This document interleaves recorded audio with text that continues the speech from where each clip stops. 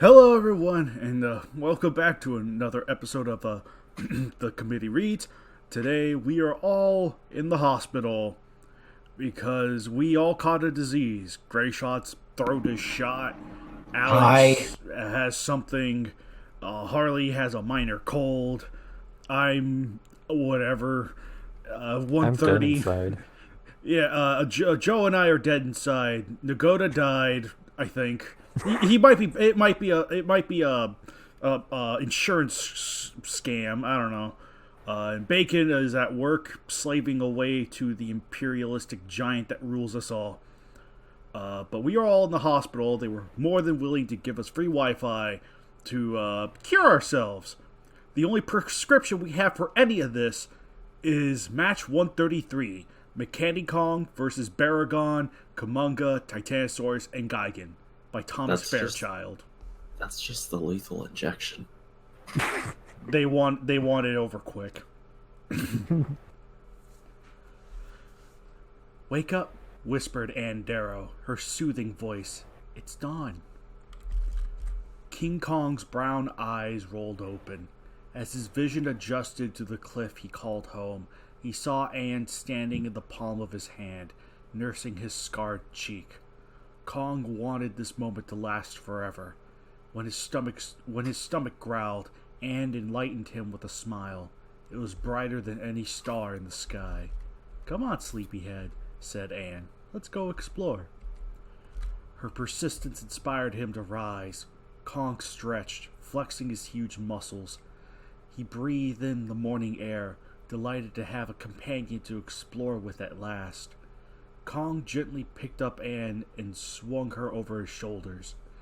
Then, in a huge burst of speed, Kong jumped over the cliff and fell hundreds of feet before catching the side of the mountain. Anne gripped the hairs on Kong's back, screaming in excitement. The cold air blew over them as they continued their descent. While Kong was too busy jumping from rock to rock, Anne gazed down at Skull Island. It was both beautiful and foreboding. Jungles greener than any rainforest on Earth covered most of the island. Wild rivers flowed through and disappeared in the thick foliage, feeding the dark swamps. Far across the island, Anne saw the great walls of stone lying in shambles at the shore. It served as an epitaph for the natives who once lived there. Beyond the shoreline, a sea of fog concealed Skull Island from the rest of the world. King Kong plummeted his hands and feet into the ground. He let Skull Island's aroma assail his lungs before breaking into a sprint. Kong maneuvered through the forest, kicking up dirt and plants in his wake. Anne, likewise, evaded low branches as they sped forth. She loved doing this. Finally, they arrived at a great lake that was concealed in the heart of the island. Anne Darrow and King Kong's reflections shined in the crystal watery surface. She stood on his shoulders, basking in the warmth of the rising sun. Kong, captivated by her waving reflection, could only stare in disbelief. How did he ever get so lucky? He knew he had been alive before Anne entered his life, but he couldn't remember his past, nor did he really care. All that mattered was this moment. In the darkness of the jungle, Red Eyes glared at the pair in the most detached of manners. Moving quietly, the ravenous hunter snuck up on them. Its scaly snout opened, its jaws dripping with blood. It moved in as it was going to snatch Anne up. Instead, it leaned in close to King Kong's ear. "Time to wake up, my son," whispered the demented saurian. King Kong was no longer King Kong, and Anne Darrow was no longer with him. That dream was over. A weak, malnourished hand reached up in front of him. The hand was his. Wires funneling life-saving fluids ran through his arms. When he breathed, the respirator on his face hissed. Artificial light shined above him, blinding eyes he had never used before. Squinting, he tilted his head to the side. In a mirror, he saw a dying gorilla being kept alive by lifeless machines. He turned away in shame, disgusted by what he saw. An automatic door slid open. The dying ape heard footsteps approach his bedside. When the light panels above him shut off, a gray-haired Japanese man in his mid-60s, dressed in black, entered his peripheral vision. There was a black fire in his eyes, one that burned with a mixture of brilliance and malice. The dying ape knew this old man was his maker, and he was at his mercy. "My son," said the infamous Doctor Who, "I'm very disappointed in you, but rest assured, I have finally found a use for you. If you survive the night, I'll give you a purpose." It was a command the dying ape had no choice but to follow. If he had a choice, he would have chosen to never wake again. The lights flickered. In a small room, Doctor Who stood on a stage while a slideshow of the dying ape played on the projector screen behind him. His wrinkled face maintained a cold composure, only showing an ounce of emotion when it suited him. The audience, numbering in the single digits, consisted of the most powerful individuals in the world. Some were not even of this world. The Exilian commander, donning a black combat uniform, grinned through his dark shades. Images of the frail ape compelled him to make a condescending remark about apes being puny and weak, no different than cattle. This infuriated Mughal, leader of the Black Hole aliens. Mughal's second in command, Suda, convinced him to stay his hand until the time was right. Both were dressed like businessmen. Businessman. Businessman. Dr. Shinji Mifune, I'm just going to say it properly, whatever, a brilliant yet mad scientist, watched the slides with great interest, oblivious to the extraterrestrials bickering around him. The Ceredian agent, SSS-9, watched from the back corner. He had been sent by the Emir of Ceredia to collect both vital information and to plunder his rivals. Stroking his beard, SSS-9 waited patiently for the right moment to execute his plans. Captain Ryui, representing the terrorist organization known as the Red Bamboo, was anything but calm.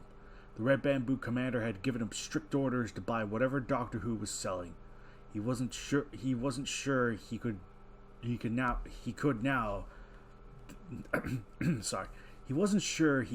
now that he knew the identities of his rivals. This might cost him another eye. "Gentlemen, let's not dispense with any introductions," said Doctor Who. "I know why you're here. Like myself, you're all visionaries. You have goals and agendas like any sensible human being or carbon-based life form, and will accomplish them no matter the cost." "I thought Doctor Who was supposed to be British," the Exilian commander joked. Doctor Who didn't Made the whole group laugh, bro. I'm dying. Doctor Who didn't miss a beat. "Behind me is one of my greatest creations, Prometheus. I grew him in the lab from a sample of King Kong's DNA. Unlike Kong, Prometheus was born with physical defects, even with the aid of Element X, of which only I can control," boasted Doctor Who. "The defects couldn't be eliminated. Originally deemed a failure, Prometheus was scheduled for dissection until I made a remarkable discovery. It would seem Prometheus, while lacking its strength, possessed a brilliant mind." Live images. I would like to see the test that was done to see exactly how he knew he had a great mind. Was that like he was like, "Oh my god, he can write his name. He is a genius." I think that's coming right up with live images of Prometheus solving puzzles, mathematical equations, and repairing complicated machinery flashed across the screen. There. Well, that's less fun. Wait. Guys. There's no evidence because Tom only went through one draft of this. Yeah, and I think you'll also find another issue with that.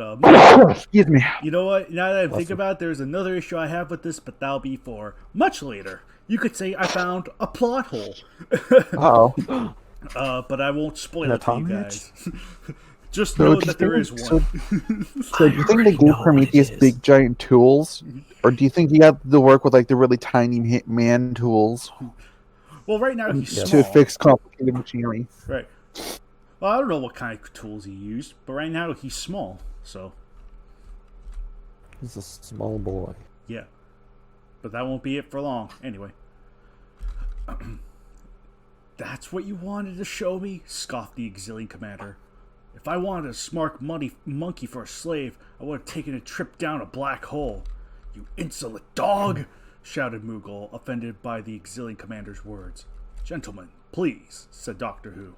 There's more here than meets the eye. Prometheus, despite being a pale imitation of King Kong, is still a Kong. He's no longer an ant, but a giant, one I've taken the liberty of properly tuning. New images of Prometheus, now standing at 90 meters tall, waited patiently in a giant cage for the technician-controlled machines to strap him in a suit of armor. This is Mechani-Kong, said Doctor Who. Armed with kaiju-busting grenades and a hypnosis generator on its head, Mechani-Kong is every bit as strong as his progenitor. With the latest in armor-coating technology, generously provided by a loyal UNGCC informant, Mechani-Kong could wade through an army sent to oppose him. The only thing that really fascinates me about King Kong is how electricity makes him stronger. Even though Prometheus, in his natural form, is a weakling, Mechani-Kong has a generator specifically designed to feed his body Oh, electricity. fuck you. Really, that's the only thing you're interested in. So that's 45 meters is really small. well, he's big. Pretty now. tiny. He's He's big, no. Yeah, he's big now. Because, I don't know, maybe he borrowed something from Dr. Malik. I don't know. He took steroids. Indian steroid. Prometheus was covered in armor, no longer the frail, gangly creature he once was. Mechani-Kong was a sight to behold. Suddenly, a live X-ray image showed Prometheus's live body inside the suit. The X-rays intensified, showing his skeletal structure. Inside, needles connected with the suit poked deep into his body, bypassing his skin and muscles. The needles connected with his bone marrow, acting as a conduit for an electrical conduit. Great use of conduit there. Twice Is it in a a row. conduit? Wow, such a great match. Prometheus's muscles returned to view, showing Doctor Who's audience what happened when the ape's body meshed with electricity. Immediately, his muscle mass doubled. You were going to say something, Alex? Sorry, I kind of cut you off there. I just said great match. Well, I thought But you were his saying use of conduit. Oh, yeah, I know. I thought you were going to say something else before, but I... No. Oh, okay. Remarkable, isn't he? Said Doctor Who. And with the power of Element X burning in his veins, what was once a weak creature has now become the strongest being on Earth. We'll start the bidding at 10 billion. The Exilian commander clapped, laughing maniacally. Doctor Who, I mean no disrespect. You are a credit to your cattle race. But why would I want this Mechani-Kong? I have an army of creatures at my disposal. Why would I want a King Kong reject? Because he's superior than the original creature, replied Doctor Who.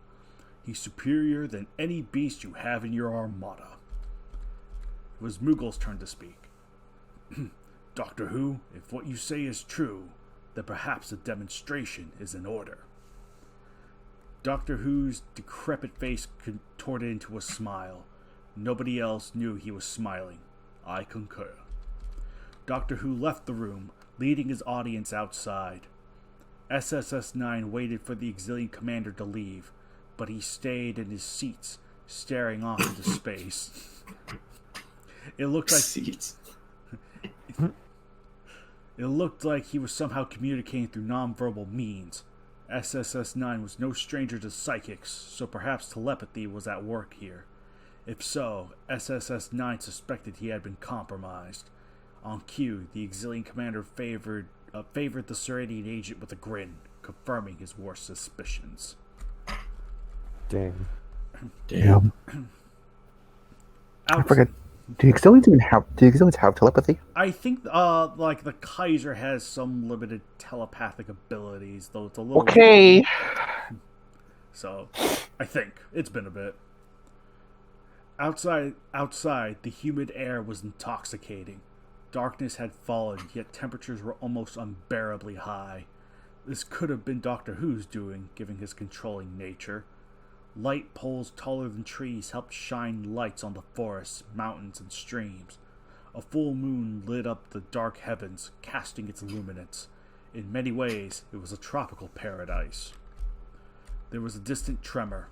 Most of Doctor Who's guests looked nervous, frightened even. This emboldened Who's agendas. Dr. Shinji Mifune, however, looked more ecstatic than alarmed. Like Doctor Who, Mifune was an old, experienced scientist. And like Who, Mifune was infamous for his mad theories. It's been decades since the scientific community excommunicated Mifune. Most people would have accepted the early retirement, but not Dr. Mifune. Not long after his fall of his career, Mifune returned into the world's spotlight, but not as a visionary or an innovator. No, Mifune returned as a monster. His name soon joined the unholy ranks of Hitler, Stalin, and Mao. What the public didn't know, however, was one disconcerting truth. Mifune was right all along. Mifune did nothing wrong. The Jedi must end. Yeah, hashtag Mifune did nothing wrong 2019. 2020, you mean? Oh, it's 2020 now. That's right. Yeah, it's 2020 now. Ooh. He has a hot daughter. There was a reason why Doctor Who saw kindred spirit in Dr. Mifune. Mifune wasn't afraid of getting his hands bloody. In the pursuit of truth, the ends justify the means. And if the truth didn't meet their criteria, they manipulated it to a more fitting conclusion. Just like Mechani-Kong. Trees wobbled and fell, heralding the ascent of the subterranean dinosaur, Baragon. Baragon peeked out of the forest, hungrily gazing at the ledge where Doctor Who and his guests congregated. If he jumped at them, Baragon would be crunching on their bones in seconds. That's when the earth vibrated. A massive gaping hole opened no more than a few hundred yards from Baragon's location. Inside the hole, two massive silvery arms reached out and pulled Mechani-Kong to the surface. Baragon growled a warning at the cybernetic ape. Mechani-Kong's dull, lifeless eyes peered at the horned saurian. Behind the artificial optics, Prometheus concentrated on his first opponent with his own eyes. His creator's orders were clear: search and destroy. Searching was no longer a problem. Mechani-Kong's eyes emitted streaks of focused light, blinding Baragon. Baragon, unable to see, rushed blindly into the light, hoping to find his opponent. He instead found Mechani-Kong's metal fist smashing into his face. The impact sent Baragon flipping in the opposite direction, blood splashing out of his broken jaw. Baragon's insatiable appetite suppressed his pain, allowing the horned beast to ready himself for a second charge. Baragon jumped towards his larger opponent like a supersized frog, hitting Mechani-Kong so hard it sent the cyborg flying back. Mechani-Kong watched the treetops swish by his feet before falling into a forest. Doctor Who and his guests watched columns of plantations shoot up, obscuring Mechani-Kong. Baragon, like a predator stalking its prey, moved in for the kill. Mechani-Kong had the advantage, snorted Dr. Mifune. Why do you let Baragon do that to him? My child is merely testing his opponent, Doctor Who explained. More accurately, he's testing himself. Pass.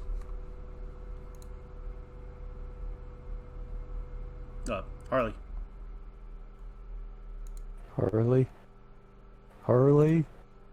Harley. Here, I'm here. I had to blow my nose. Alright, gotcha. Oh, Perfect okay. timing to do that Oh, then. exactly, dude.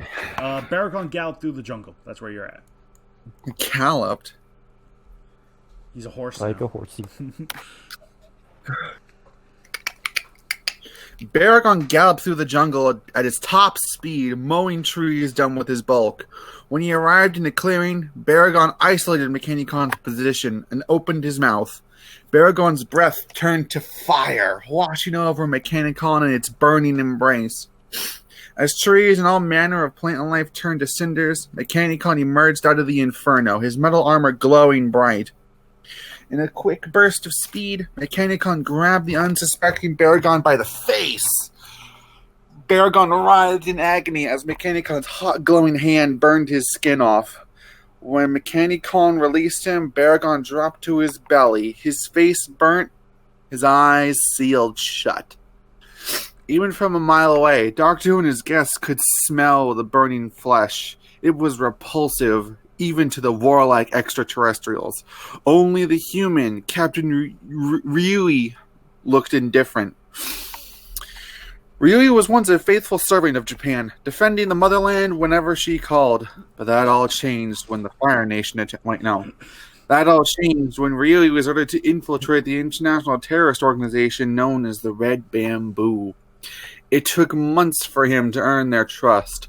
Months of blood, torture, and abuse. Then the only opportunity presented itself.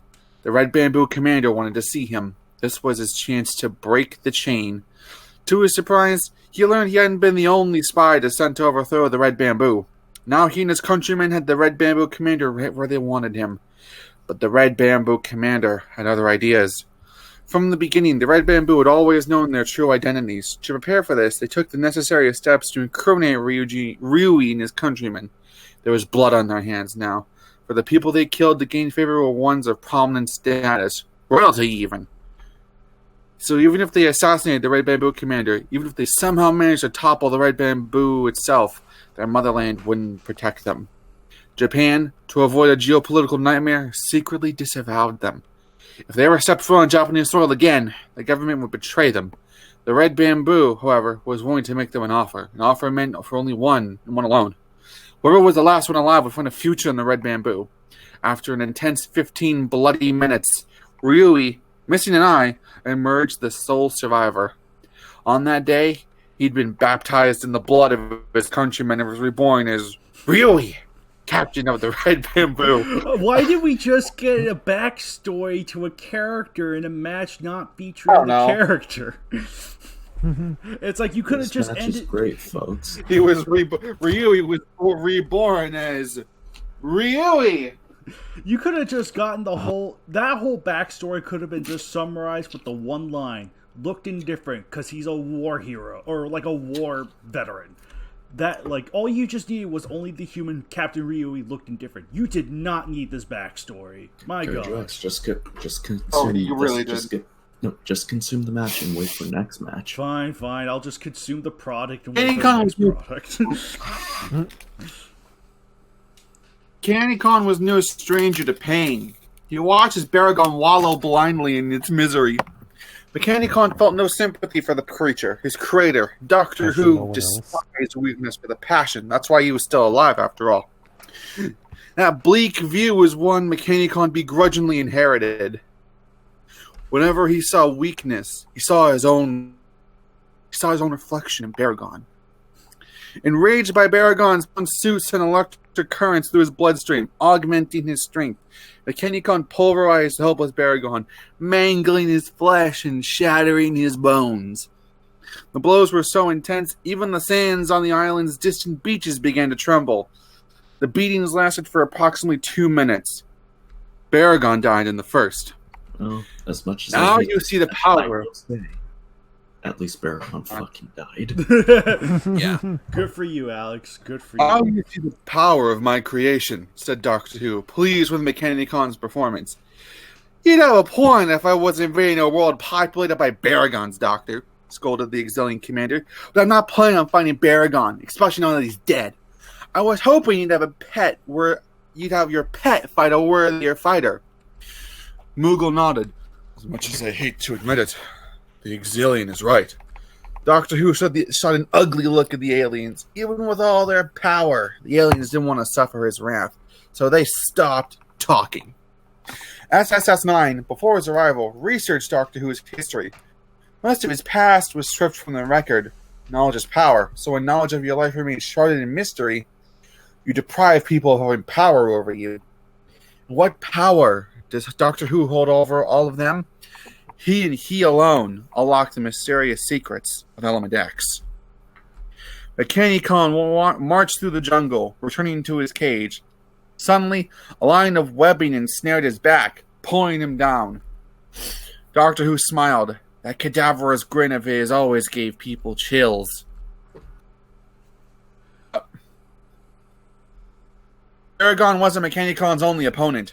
Red legs crawled out of the shadows and into the moonlight, revealing itself as the monstrous spider, Kumonga. Mechani-Kong took a couple steps back, startled. It was common instinct to retreat from the sight of a spider, especially one larger than a football field. You know, that's obviously what people do. Kumonga, obeying the mysterious signal affecting her brain, attacked. The giant spider launched herself at Mechani-Kong, stabbing him with her bony-like legs. Sparks flew as Mechani-Kong's armor repelled the attacks. Okay. Mechani-Kong, forced to give ground, used his arm to block Kumonga's webbing. Thinking quickly, Mechani-Kong tugged at the line of webbing in order to reel Kumonga towards him. Mechani-Kong punched the spider so hard, the resulting shockwave leveled the trees in the vicinity. Okay, Dragon Ball Z. Calm down. Kumonga crashed into a hill's avalanche. That's literally just one sentence. After the spider crawled out of the rock slide, Mechani-Kong blinded Kumonga with his bright eyes. A spider panicked, trying in vain to shield its myriad eyes with her front arms. At last, it formulated a different solution. Kumonga jumped over Mechani-Kong and landed behind him, entangling him with her webbing. Even with his incredible strength, Mechani-Kong couldn't tear apart the webbing. To compensate for this, Mechani-Kong's eyes shot a blinding light into Kumonga's face.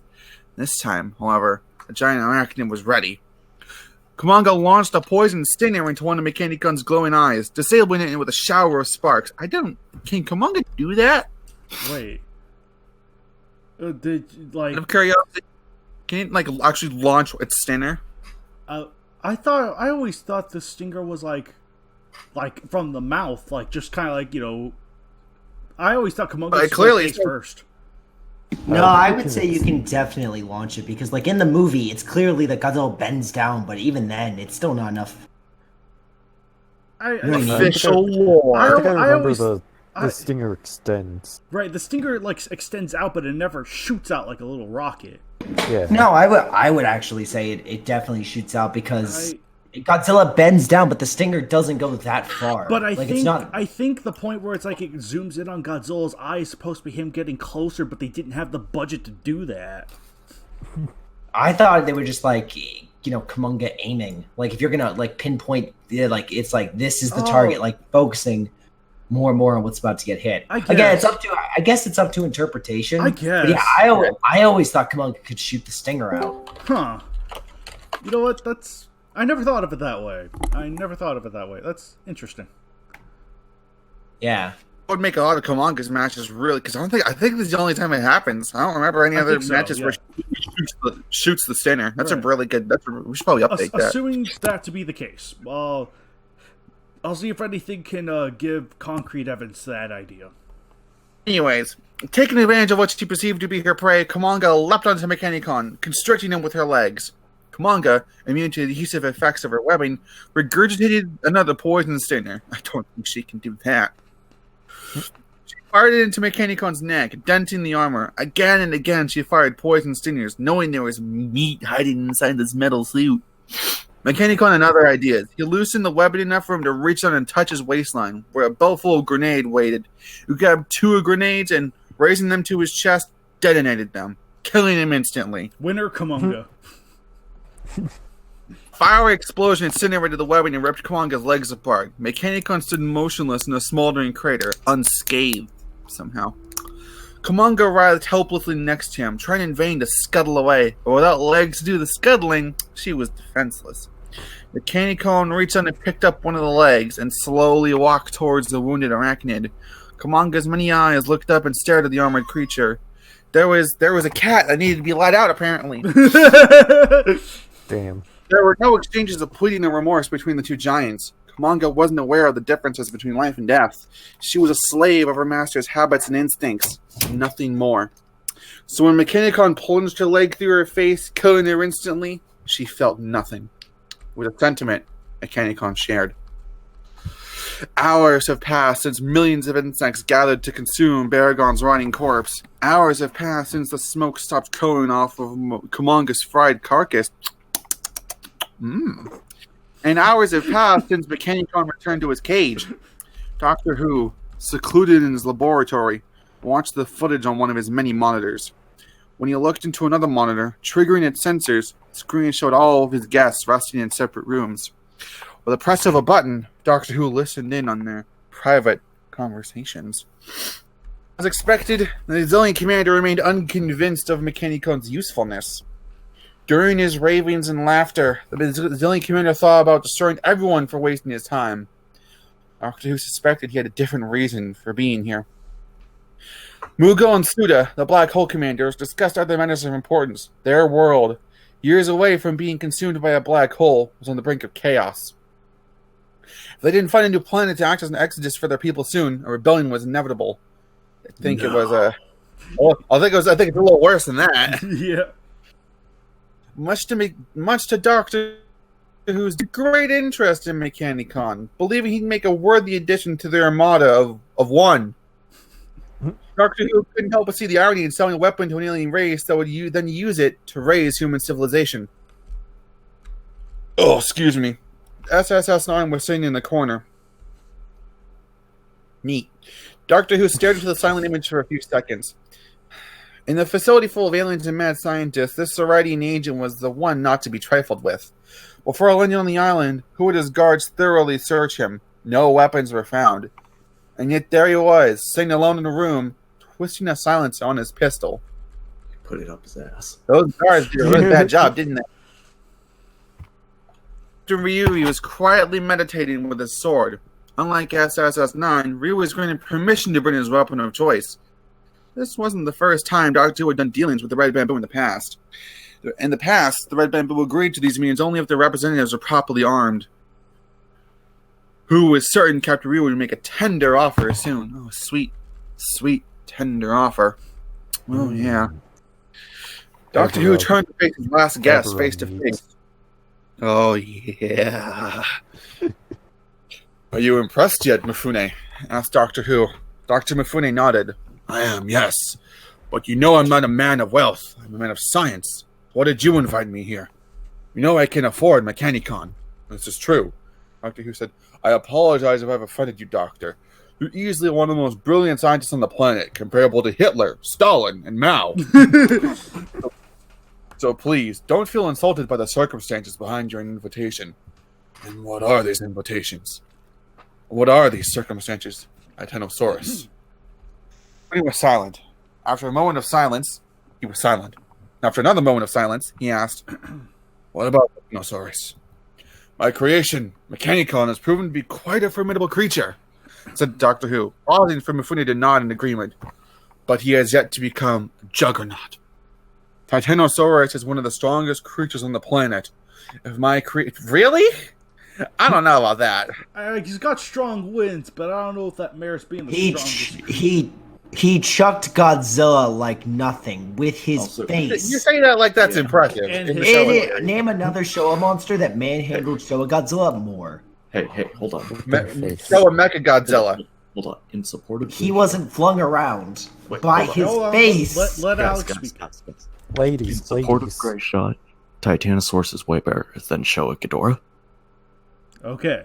Oh, that's why you know it's true. That's why we don't have Showa Ghidorah in the KWC. No, actually, I disagree because even King Ghidorah Showa pushed him back. He hit a bridge. That's the most insane thing Godzilla really ever got physically outmatched with. Usually he's always. I would say Showa and Geras ruffled around a lot. Yeah, but I'm trying to think of an instance where. Well, here's the thing: Showa Ghidorah's pathetic. Yeah, but in regards to the Showa period, there's no other. Yeah, that's what I'm saying. In the Showa period, Titanosaurus is the strongest. All right, I could see it. It may be in physical, but I'd still say Yeah, adorable. physically. physical, But that's physical. what we're noting here, though. I Physically. would still say him showing like the 55 rank Garrus as a pretty good claim because he was manhandling Godzilla for a good But portion he of the did. movie. But like going at each other. Angus never tossed him around though. Like he Fair enough. viciously fought, but he never flung him around. And he was like, "Fuck you." Anyways, but he's yet to become a juggernaut. The Titanosaurus is one of the strongest creatures on the planet. If my creation bests him in combat, I will have no trouble selling my creation to the highest bidder. No, grumbled Mifune. No, Titanosaurus is mine. Doctor Who glared into the eyes of his colleague. With a gesture, Doctor Who summoned a number of heavily armed guards. All of them surrounded Dr. Mifune, weapons drawn. I thought a fellow scientist would have been more understanding, said Doctor Who, deep resentment in his voice. It's a pity that I must resort to threats. Shooting me won't summon Titanosaurus. Who said anything about shooting you, Doctor? Oh, my, no. Who? Dick bless. Doctor Who. I have far better means of extraction. This is your last chance, Mifune. Give me what I want willingly, or give me what I want painfully. Cold seawater washed ashore, dampening the sands. Moonlight reflected off the waters, casting a brilliant luminance over the beach. In the backdrop, tropical trees swayed in the wind. It looked like a beautiful place, one many would pay a high price to visit. But it was far from a perfect getaway. An enormous creature stomped out of the sea. The beaches quaked beneath its massive bulk. It scanned the shoreline with its feral, cat-like eyes, searching for its enemy. It couldn't see it, but the island was brimming with the scent of death and decay. As the water skidded down its crimson, bumpy flesh, Titanosaurus marched to the heart of the island. Titanosaurus, annoyed by the rows of trees blocking its path, turned and flapped its fan-tipped tail. Strong winds instantly ripped the trees from their roots, as if they'd been struck by a hurricane. Titanosaurus continued his stride, crushing the pile of trees to splinters. In the room where his guests were being kept, Doctor Who's face appeared on the television screen. Attention, honored guests, said Doctor Who. I wish to show you yet another demonstration of Mechani-Kong's power. Any minute now, you'll have the honor of watching Mechani-Kong fight the aquatic leviathan known as Titanosaurus. You may now start the bidding at your leisure. Doctor Who's face was replaced by footage of Titanosaurus marching through the forest. That explained the rumble they all felt. They all thought it was the Exilian Commander. Ooh. It wasn't long before Titanosaurus met Mechani-Kong in combat. It wouldn't be long before all their plans clashed. Awaken, my son. Hearing those words, Prometheus was darkness. I am the darkness. All he saw was darkness. That make him an extension of it?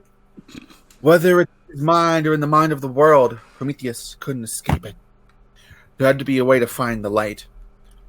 Mechani-Kong wanted to remove his helmet, but nigh unbearable chains kept his arms at bay. He remained, as always, a prisoner. Growling in frustration, Mechani-Kong waited for his master to release his chains and shackles. But it didn't happen.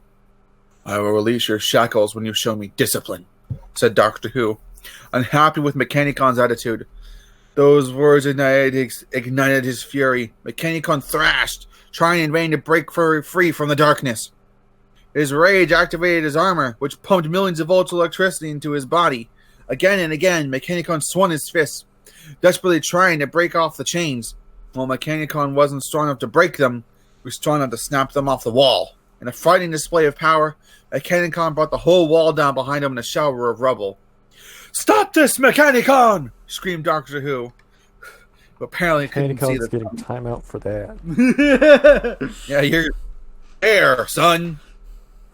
In the corner. With his hands free, Mechani-Kong moved to switch his helmet display on. Okay. Images of the outside world flooded his vision. Bars blocked him from leaving his cage. This infuriated the monster to a new extreme. With his muscles increasing exponentially, Mechani-Kong felt the space of his armor compress. Was his armor durable enough to contain his growing body? No. His furious hand bashed the bars. No longer will this cage call him its prisoner.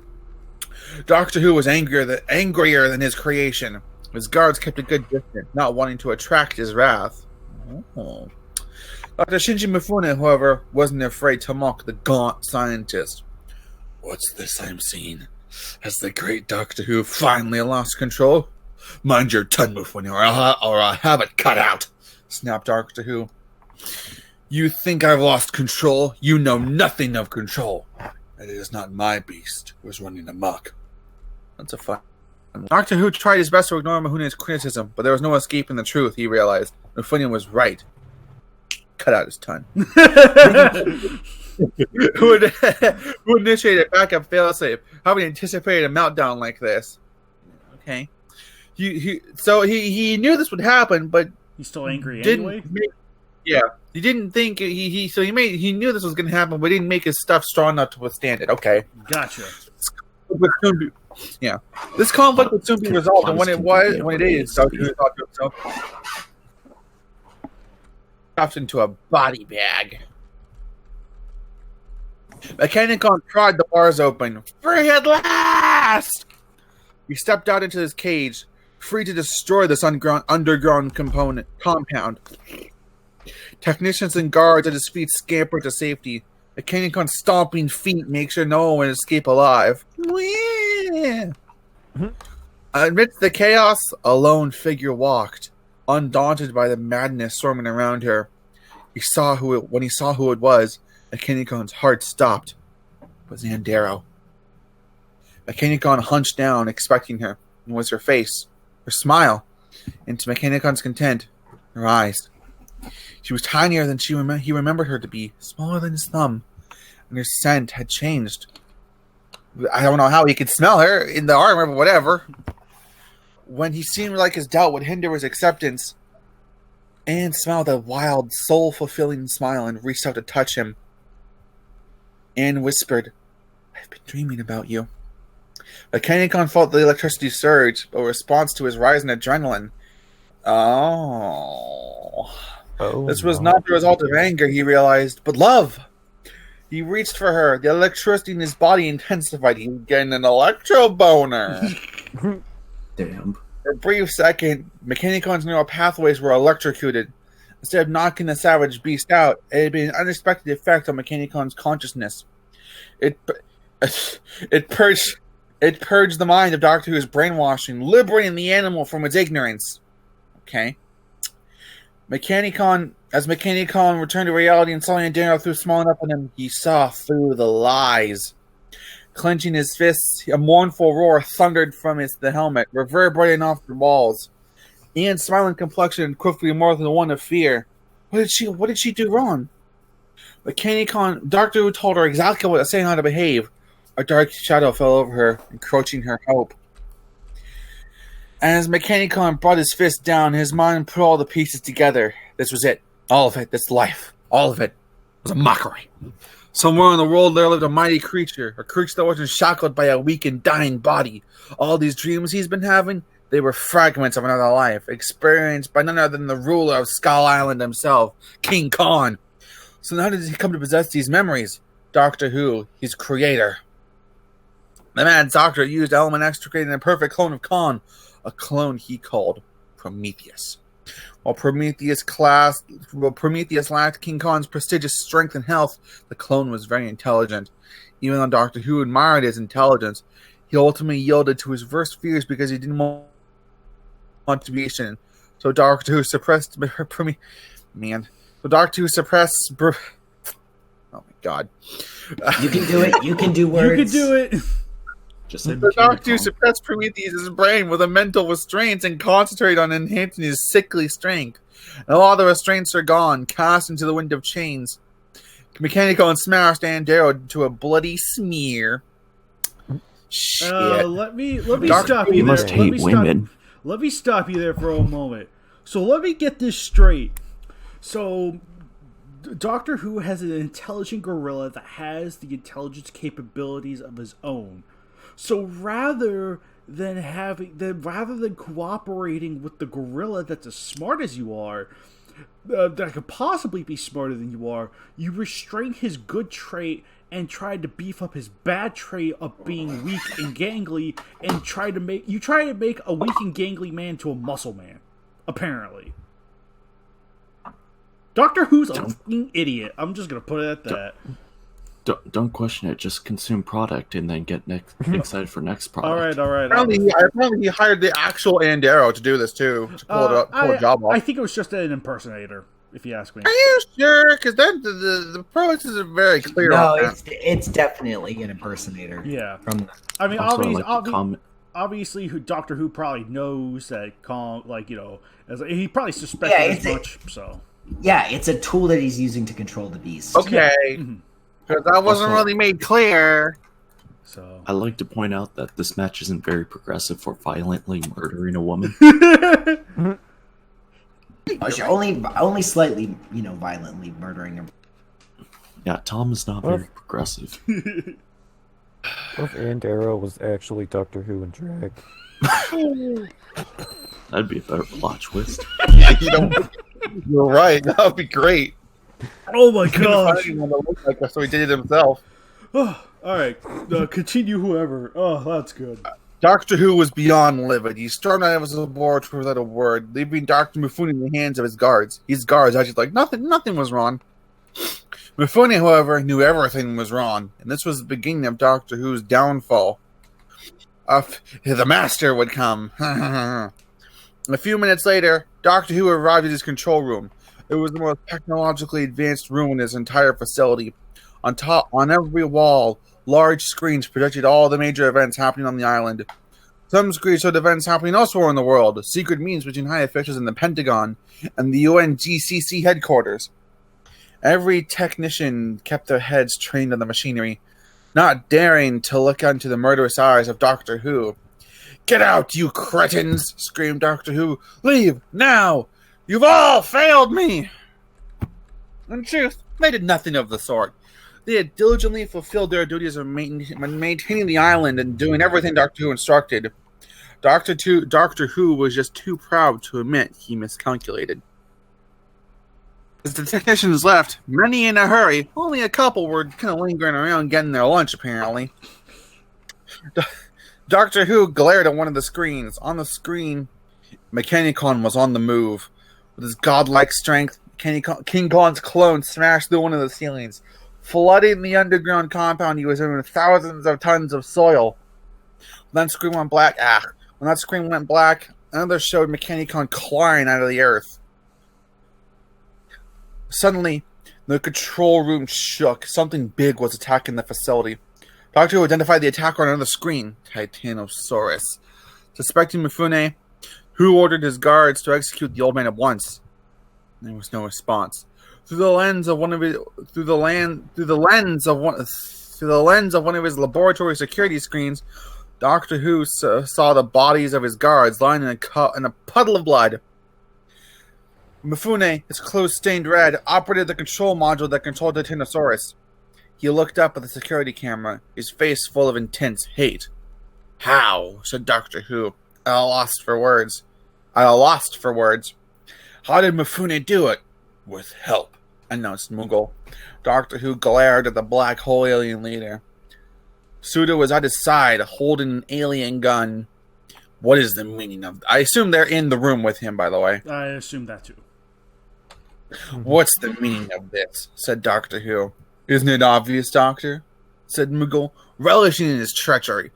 "We decided it would be easier to take Mechani-Kong and all of your research by force." Doctor Who scoffed at the idea.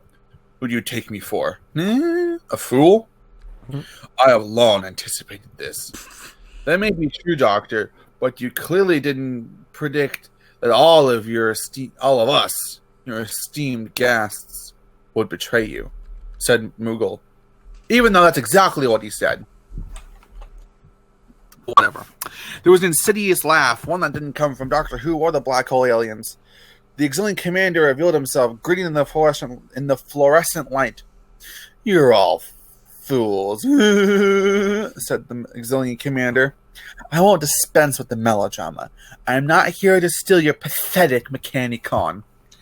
I'm here to unlock the secrets of Element X. What do you want with Element X? Dr. Who inquired.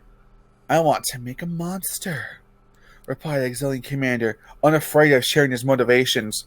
Now surrender Element X to me at once, or I will destroy you. Is Element X really that powerful? I just got to say, is it really, really that powerful? It's just Tom being Tom.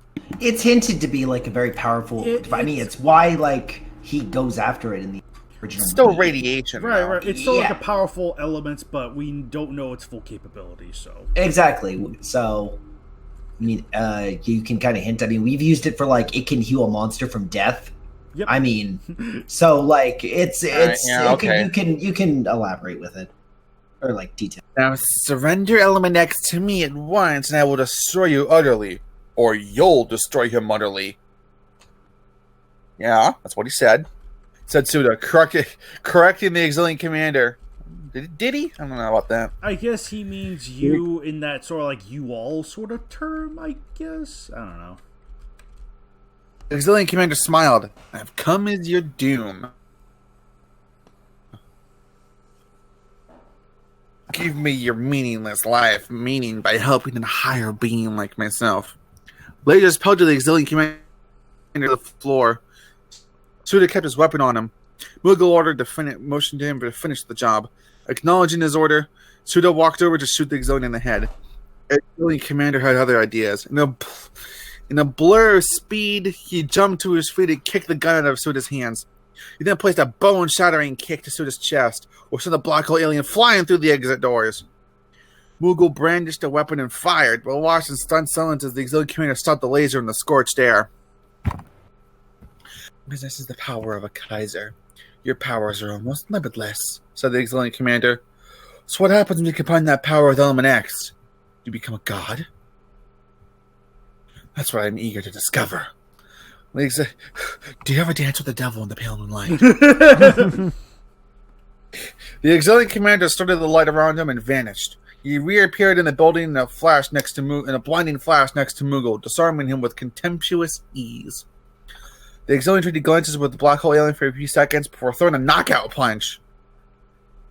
Doctor Who backpedaled, fearing he'd suffered a worse fate. Excuse me. What time was it now, Doctor? Said the Exilian Commander, arrogant as ever.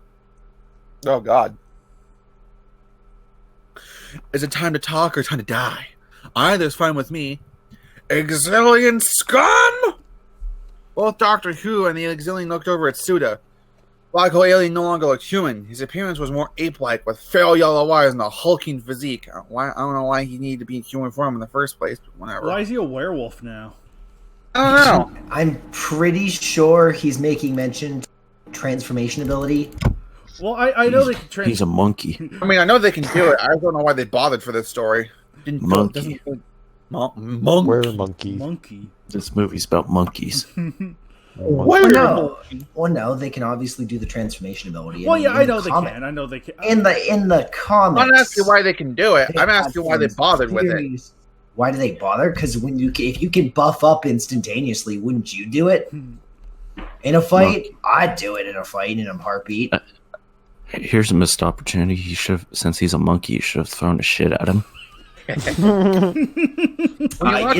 regards to gaining muscles or throwing shit, I'll take the muscles any day. Gotta say, I don't think I'll die of any type of disease for a few weeks. And muscles, very instantaneous. What a stupid would you rather? I would take the shit so I can mentally scar my enemies if they survive. What a stupid caveat. You can gain muscles and grow infinite strength, but you must throw your shit at them at some point.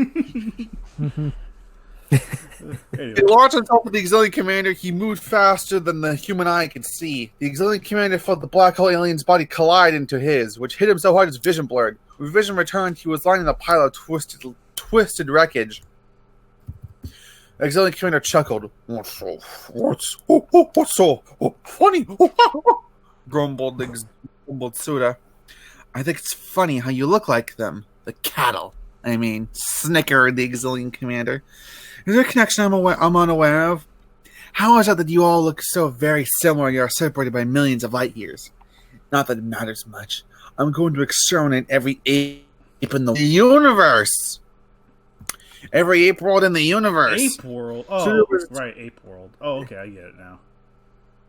Damn dirty apes! Suda moved to strike, but the auxiliary commander was ready. He blocked Suda's stripes, jabbing the alien ape in the face in turn. Roaring, Suda kicked the auxilian's legs out from under him, snatching him up, slamming him into the door. Oh, yeah. With a push of his arm, the auxiliary commander was back on his feet, unfazed, cracking his fists. It was the auxilian's turn to dish out the pain. Again and again, he punched Suda's face and finally hit him so hard, the black alien's Again and again, he punched Suda's face and finally hitting him so hard, the black alien slammed into one of the video screens. Can I stop you there for a second? Okay. Hey, Stop! Do you guys remember? Shut up! Do you remember that part where Akira Ichinose, manhandled the giant bulking Suda? Remember that? Yeah. Okay, continue.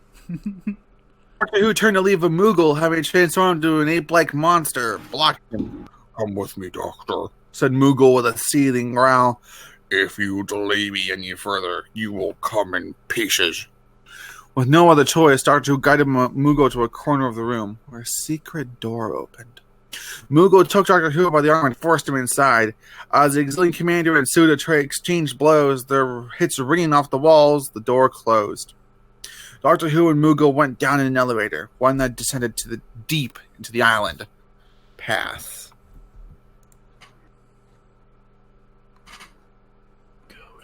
Nagoda. Nagoda. Oh, did you say pass? Yes, she said pass. Yep. Titanosaurus Oh, I shredded the didn't facility walls. hear. Okay. Titanosaurus shredded the facility walls, tearing it down like a human would tear down paper. The source of the signal that summoned him was broadcasting from somewhere in the massive structure. It beckoned him from the darkest depths of the sea, urging him to seek it out and destroy it. A strange sound from behind him compelled the giant reptile to postpone its roaring rampage. Mechani-Kong emerged out of the ground, no more than a few hundred meters away from the aquatic Kaiju.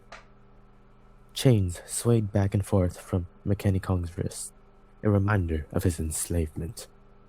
Titanosaurus tasted a piece of his past when he tried tackling Mechani-Kong to the ground. The armored ape whipped the chains across Titanosaurus' face, stopping the reptile in his tracks. Mechani-Kong tackled Titanosaurus to the ground and proceeded to punch his scaly, bumpy body. Titanosaurus responded by pushing the cyborg off, giving him enough room to stand upright. When Mechani-Kong charged the second time, Titanosaurus was ready. The hidden flap opened. A powerful gust of wind, rivaling the might of a tsunami, smashed into Mechani-Kong. Trees were ripped out of the ground. Wind, long before Mechani-Kong was sent hurtling into a mountainside. Plumes of dirt and dust shot up into the sky, marking the spot where Mechani-Kong hit. Mechani-Kong stumbled out of the sea of dust. Snapping out of his daze, Mechani-Kong charged on all fours, trying to reach Titanosaurus before he could flap his tail. He was unsuccessful. Once again, a wall of air hit Mechani-Kong, sending him hurtling back into the same mountainside, disappearing somewhere in its core. It took a full minute for Mechani-Kong to punch his way out of the mountain. When he emerged, his rage sizzled off him like steam. Mechani-Kong shined his light into Titanosaurus' eye, temporarily blinding him. Mechani-Kong next unbuckled 3 grenades from his waistline, tossing them in front of Titanosaurus. The explosions blew gaping craters into the earth, enveloping the area in dust.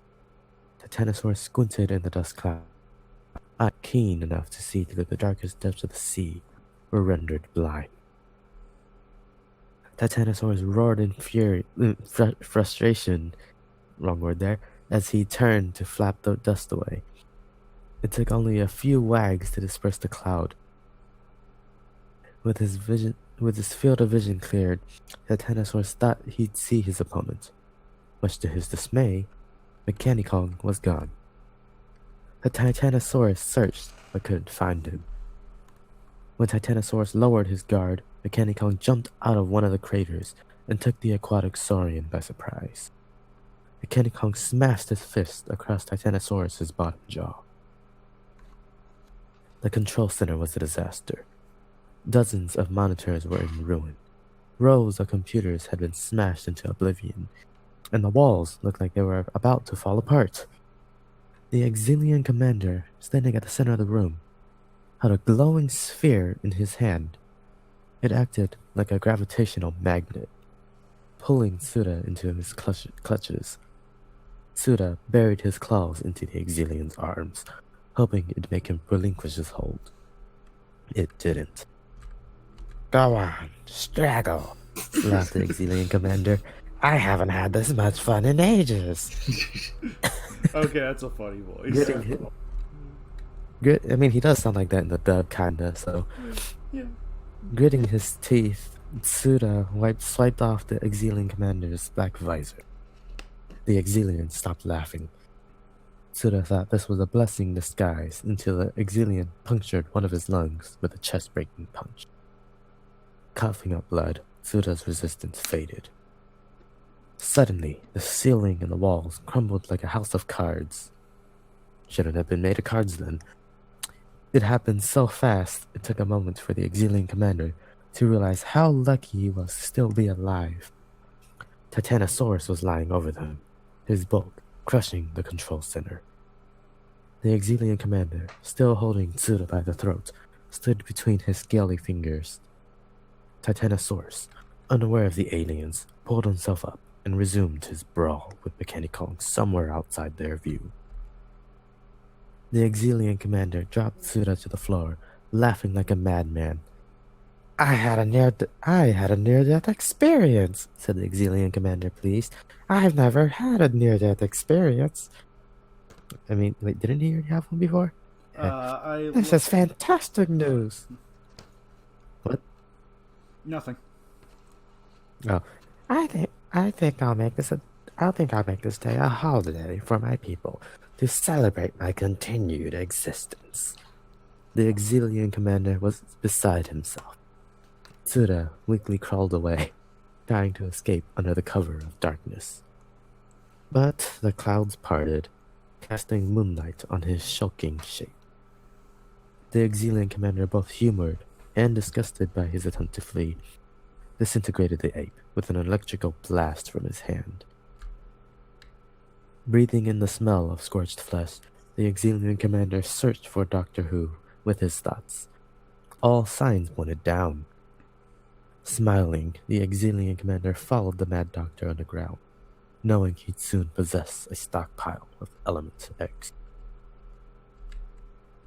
The elevator raptured down into what looked like an underground catacomb. On one end, a large glass wall shielded an army of chemists and geologists from the glowing rock quarry on the other side. It was neither too dark nor too bright. Mughal greedily stared at the abnormal rocks. At last, he's found Element X. Doctor Who, however, wasn't so pleased. As soon as they entered the glass chamber, he will summon all the guards on the island to travel to this level. Then there will be a reckoning.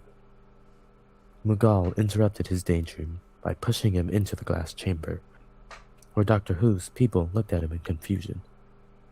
To them, it wasn't unusual to see Who walk around with a hulking, ape-like specimen. Mughal killed one of Doctor Who's scientists with his laser. Even with smoke sizzling out of the cauterized hole in the scientist's head, nobody screamed, and nobody ran. Mughal rolled his eyes. It would seem these people are no strangers to this kind of violence. Mughal unloaded on the rest of the staff, mowing some of them down. That's when they finally had the sense to run. "The conditions of your workplace are appalling," said Mughal. Doctor Who frowned. "Do I detect sympathy? You didn't get it from me. I'm immune to such impediments." "Not at all, Doctor," said Mughal. "It was only an observation." There was a moment of silence. Much to his dismay, Doctor Who felt compelled to explain himself. "I designed them that way," he clarified. "You see, I couldn't risk my sharing my work with outsiders. I require absolute obedience from my subordinates. I've yet to find that in another human being, so I created one. Then I created many more. Just like the blonde woman you sent to seduce that monster of yours. How did you know that? Said Doctor Who, astonished. Look, your dedication to your craft is immeasurable, Doctor, said Mughal, ignoring Who's question. But this god complex of yours will be the end of you. This isn't a god complex, said Doctor Who. That would imply there is a god for me to rival. No, it's more of a matter of transcendence. I have the intellect and the means to push the boundaries of my evolutionary potential to the next level. In the pursuit of truth, all that matters is how much knowledge you have. When Mechani-Kong crashed into the earth, the impact was devastating. Maelstroms of soil and smoke blanketed the jungle. This time, Titanosaurus didn't need to see through the haze to locate his opponent. Mechani-Kong, while in a seated position, arced his body up. Titanosaurus' foot greeted him with a kick to the face. That was only a prelude. Titanosaurus jumped on Mechani-Kong, stamping the cyborg deeper and deeper into the earth. Mechani-Kong's armor groaned as it repelled Titanosaurus' bulk. With an enraged roar, Mechani-Kong caught Titanosaurus' foot and threw the aquatic titan. Mechani-Kong hurried to his feet to trade blows with Titanosaurus. No matter how hard Mechani-Kong hit, his metallic fist couldn't even leave a bruise in Titanosaurus' bumpy, scaly flesh. So Mechani-Kong improvised. Mechani-Kong stepped back to give himself enough space. Titanosaurus lunged forward, giving Mechani-Kong the perfect opportunity he needed to implement his strategy. Mechani-Kong entangled Titanosaurus' neck with one of the chains on his wrist. This momentarily stunned the reptile. Mechani-Kong entangled the other chain around Titanosaurus' neck and ducked around behind him. Summoning all his strength, Mechani-Kong used the chains to pull Titanosaurus back. What happened next was exactly what Mechani-Kong planned. The chains tightened, sealing Titanosaurus' throat shut. Titanosaurus, unable to breathe, thrust around in desperation. Mechani-Kong could barely hold him at bay. If Titanosaurus continued fighting back like this, he'd break free in no time. So Mechani-Kong pulled his head back so far, their faces were almost touching. That's when Mechani-Kong deployed his secret weapon. The top of his armored head.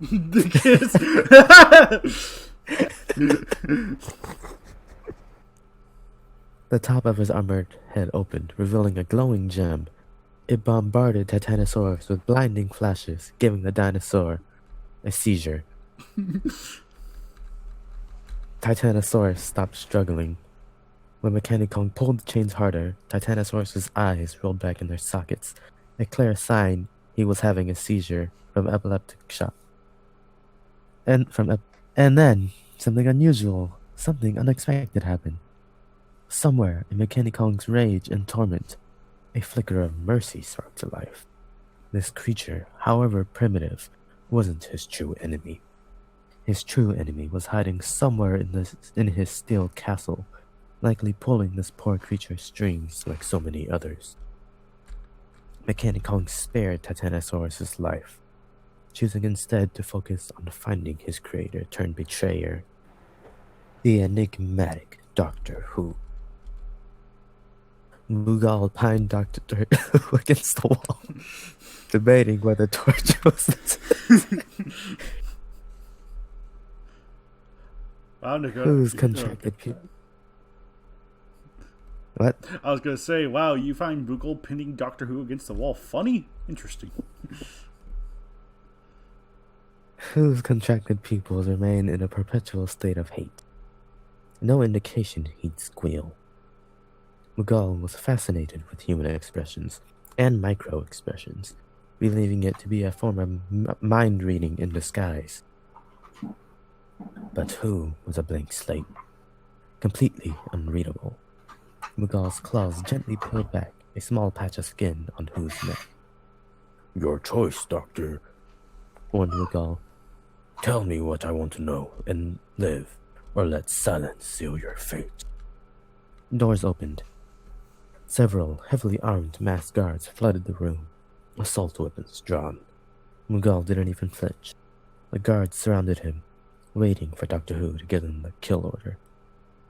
I'll go with the third option, said Doctor Who, smiling in satisfaction. Before Doctor Who could give them the signal to fire, one of the guards fired his weapon at the other guards. With one arm, he choked the life out of another guard, while with the other hand, he unloaded hundreds of rounds into his comrade. Hot lead punched through human flesh, painting the walls with blood. Dropping his empty rifle, the treacherous guard whipped out a pistol with a silencer and shot one of the last guards between the eyes. The traitor confirmed the kill, unaffected by all the carnage that lay at his feet. Satisfied, he removed his mask. It's that damn Seradian agent again. Language. Murmured Doctor Who, jaws clenched. SSS-9, the Seradian agent, aimed his weapon at Doctor Who. Before Doctor Who could make sense of this unholy alliance, one of the doors opened. A lone guard stepped into the room. All of whose hopes vanished when he saw the blade sticking of a sword. Yes, whose hope? Yeah. Whose hope? Yeah. Whose hope is it? Who is Hope? Is it whose hope or hope's We don't know. Anyway. Yeah, who's Hope? Anyway, continue. Don't you know? Hope is the one with the wings. Damn.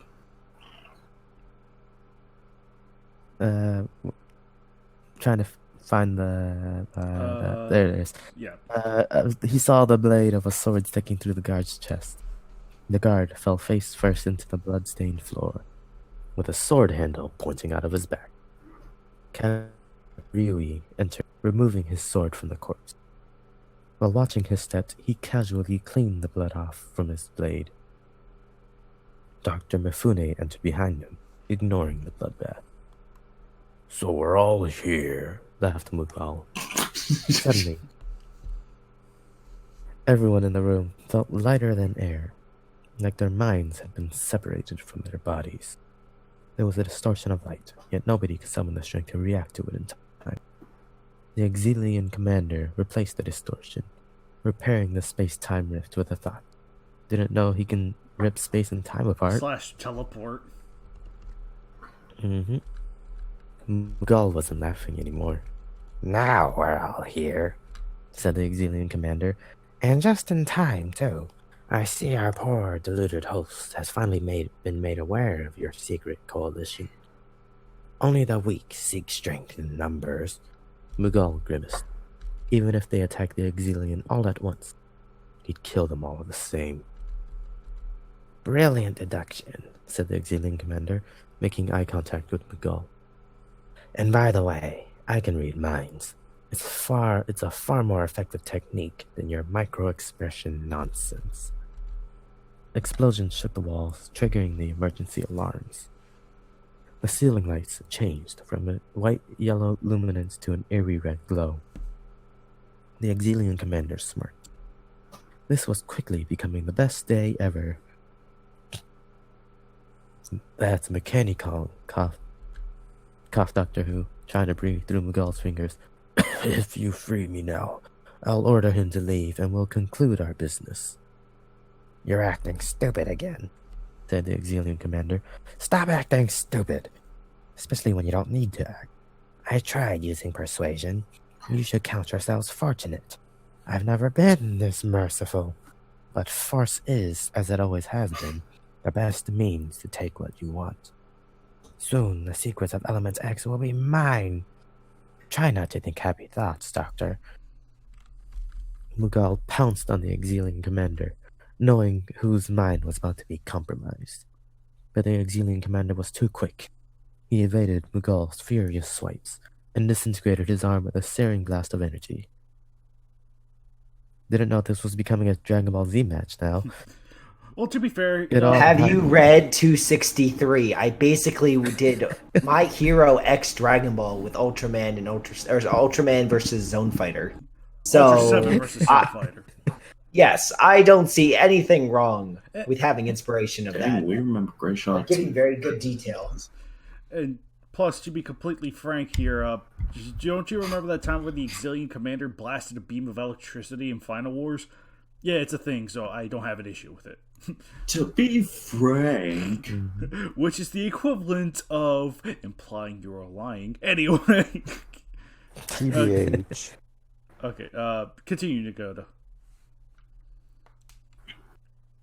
Now this just makes me wonder, would the Exilian Commander's electricity be stronger, or would Tsukiyomi's electricity be stronger? Because technically, one Up of to them's your a monster. Up to interpretation. your interpretation. Move on. It all happened faster than the human eye could blink. Mughal writhed on the floor, howling in agony. The Exilian Commander's eyes dared SSS-9, Captain Ryui, and Dr. Mifune to attack him. None of them moved a muscle. So these humans weren't as foolish as he thought. Only the aliens, apparently. The Exilian Commander stared into the eyes of Doctor Who. Who trembled, knowing his memories, everything that made him human, was being assimilated. It was all over in a minute, but it felt like it lasted hours.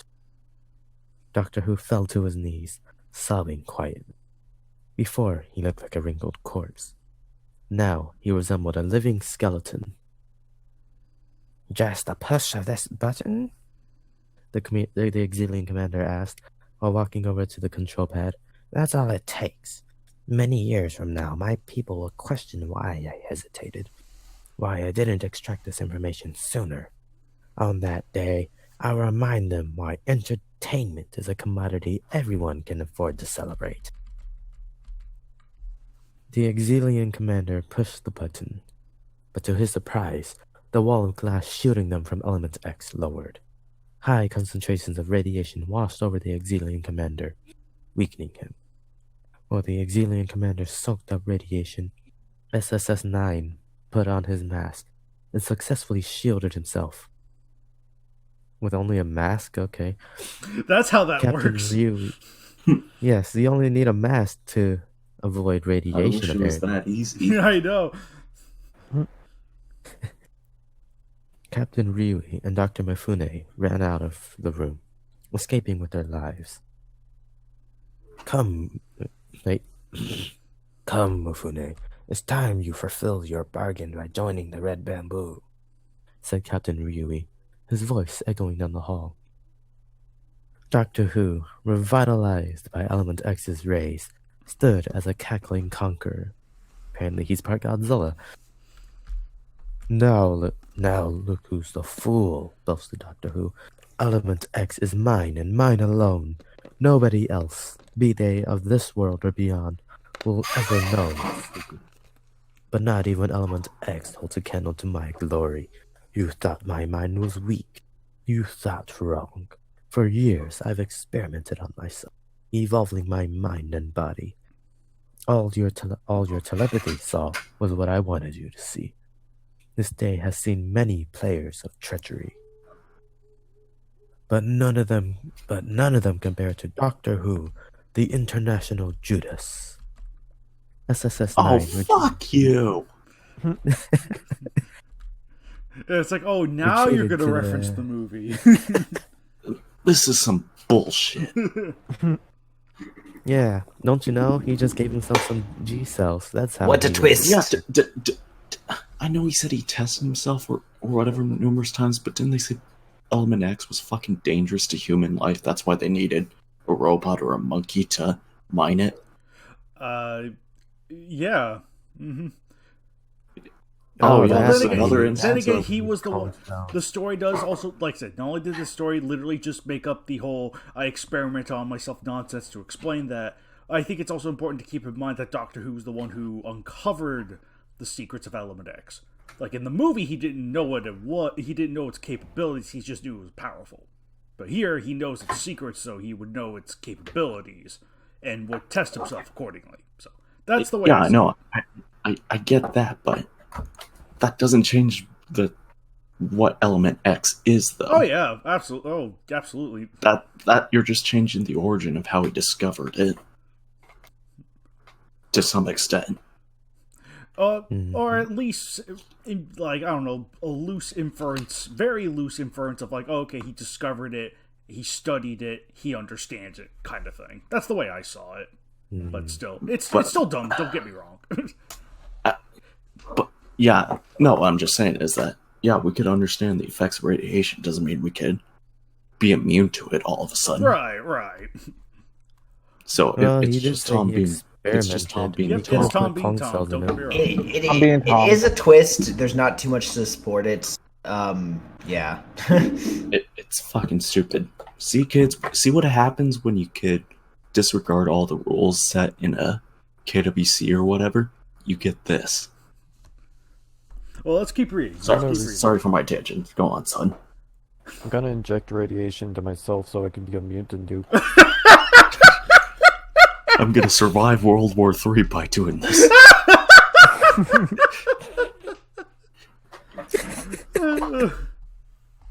That's how you do. SSS-9 retreated to the exit door, weapon raised.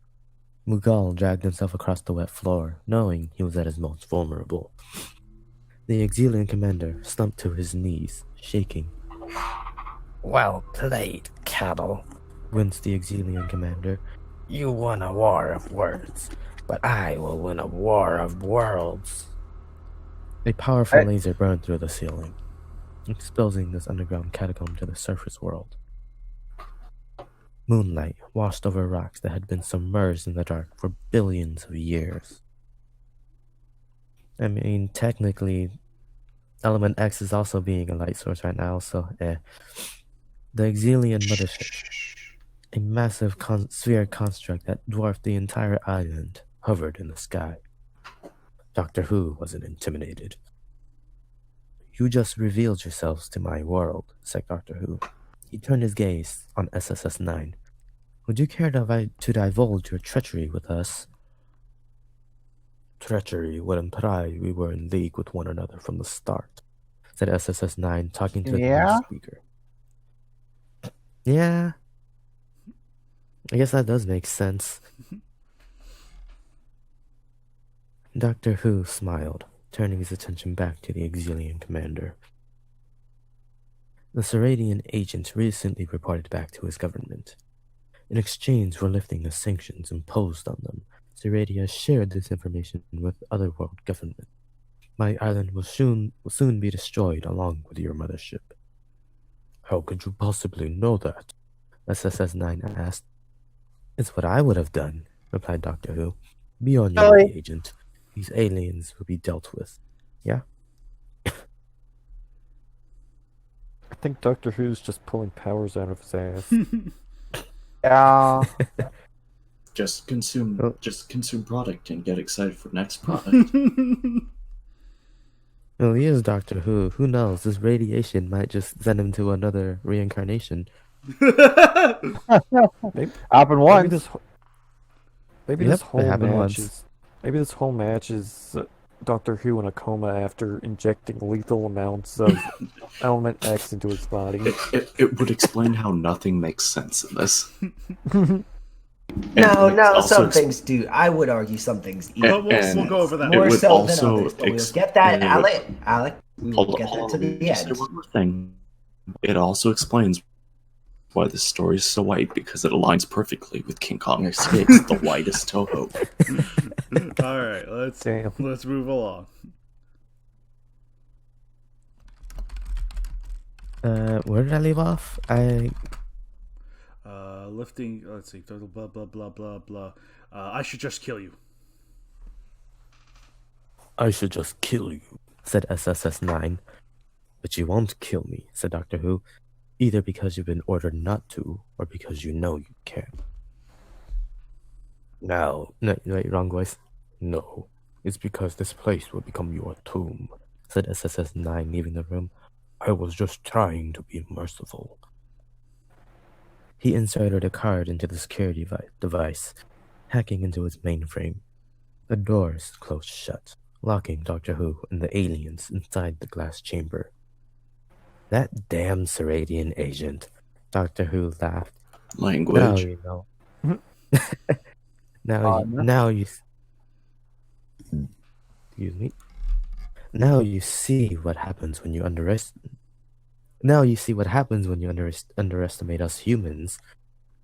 Yes, it makes the game last a little longer, said the Exilian commander. The Seradian was right about this being your tomb, Who. Long after you rot in this hull, I will return to harvest Element X. With Element X and the power Kaiser in my thrall. Is that like the power cosmic apparently? I guess. I don't know. The universe will kneel before me.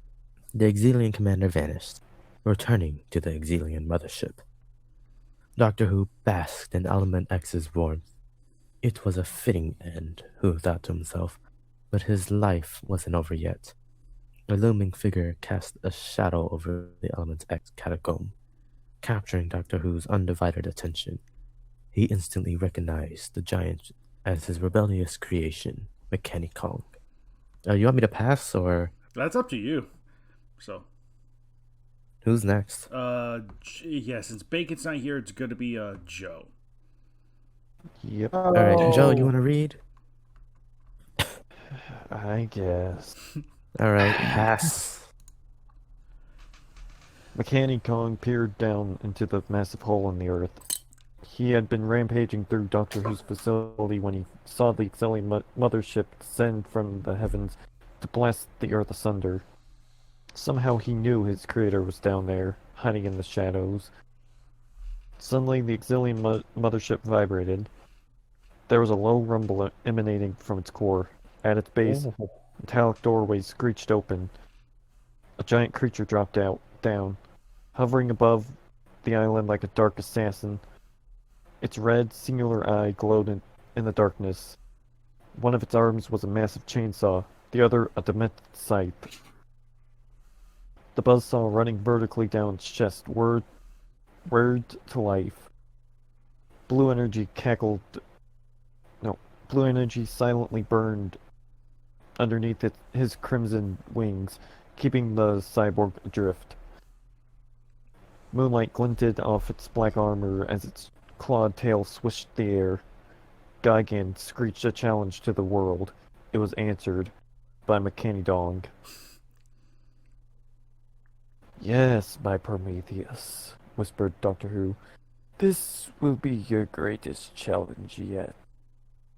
Sparks flew as Mechani-Kong slammed his metal fists together, rattling the chains around his wrists. Gigan scorched the winds as he flew to meet Mechani-Kong at supersonic speeds. At the last possible second, Gigan's scythe-wielding arm fired a grappling hook, entangling Mechani-Kong. Oh, wait a minute. Yes. What's up? Oh, wait, no, never mind. I'm sorry. I'm going on. Oh, okay. This is Millennium Gigan. Showa Gigan has never arrived yet. I forgot Gigan was in this. Oh wow, Joe, you just got punked. No. This isn't Gigan. This is Mothra. I wouldn't be surprised if that actually happened. Really? Think about it. It's actually Boris. Baragon filled in for him at the beginning, and now he's finally showing up. Yeah. Oh, that's nice. Don't you remember though? Mothra At least he could do after Paris. No. This is Mecha Baragon. Careful what you say. Oh no. Oh no. Entangling Mechani-Kong. Kong. Gigan flew past him. Mechani-Kong, unable to react in time, was pulled off his feet and dragged through the air. Gigan spun him around before throwing him into the burning wreckage of Doctor Who's facility. Exploding rubble buried Mechani-Kong. Mechani-Kong, weakened from the impact, slowly rose out of the rubble. Gigan flew inches above him, grinding Mechani-Kong's faceplate with his buzzsaw. With his vision compromised, Mechani-Kong blindly threw his fist into the air, Gigan, after making landfall, slashed Mechani-Kong's damaged faceplate with his chainsaw arm. Mechani-Kong saw only showers of sparks and eviscerated metal. Finally, Gigan clamped Mechani-Kong's faceplate with his claw tail and ripped it off. For the first time in his life, Mechani-Kong saw the natural world with his own eyes. Gigan screeched at him in surprise. The cyborg must have thought Mechani-Kong's faceplate was his real face. You fool. As did most of the KWC readers. Oh yeah. Yep.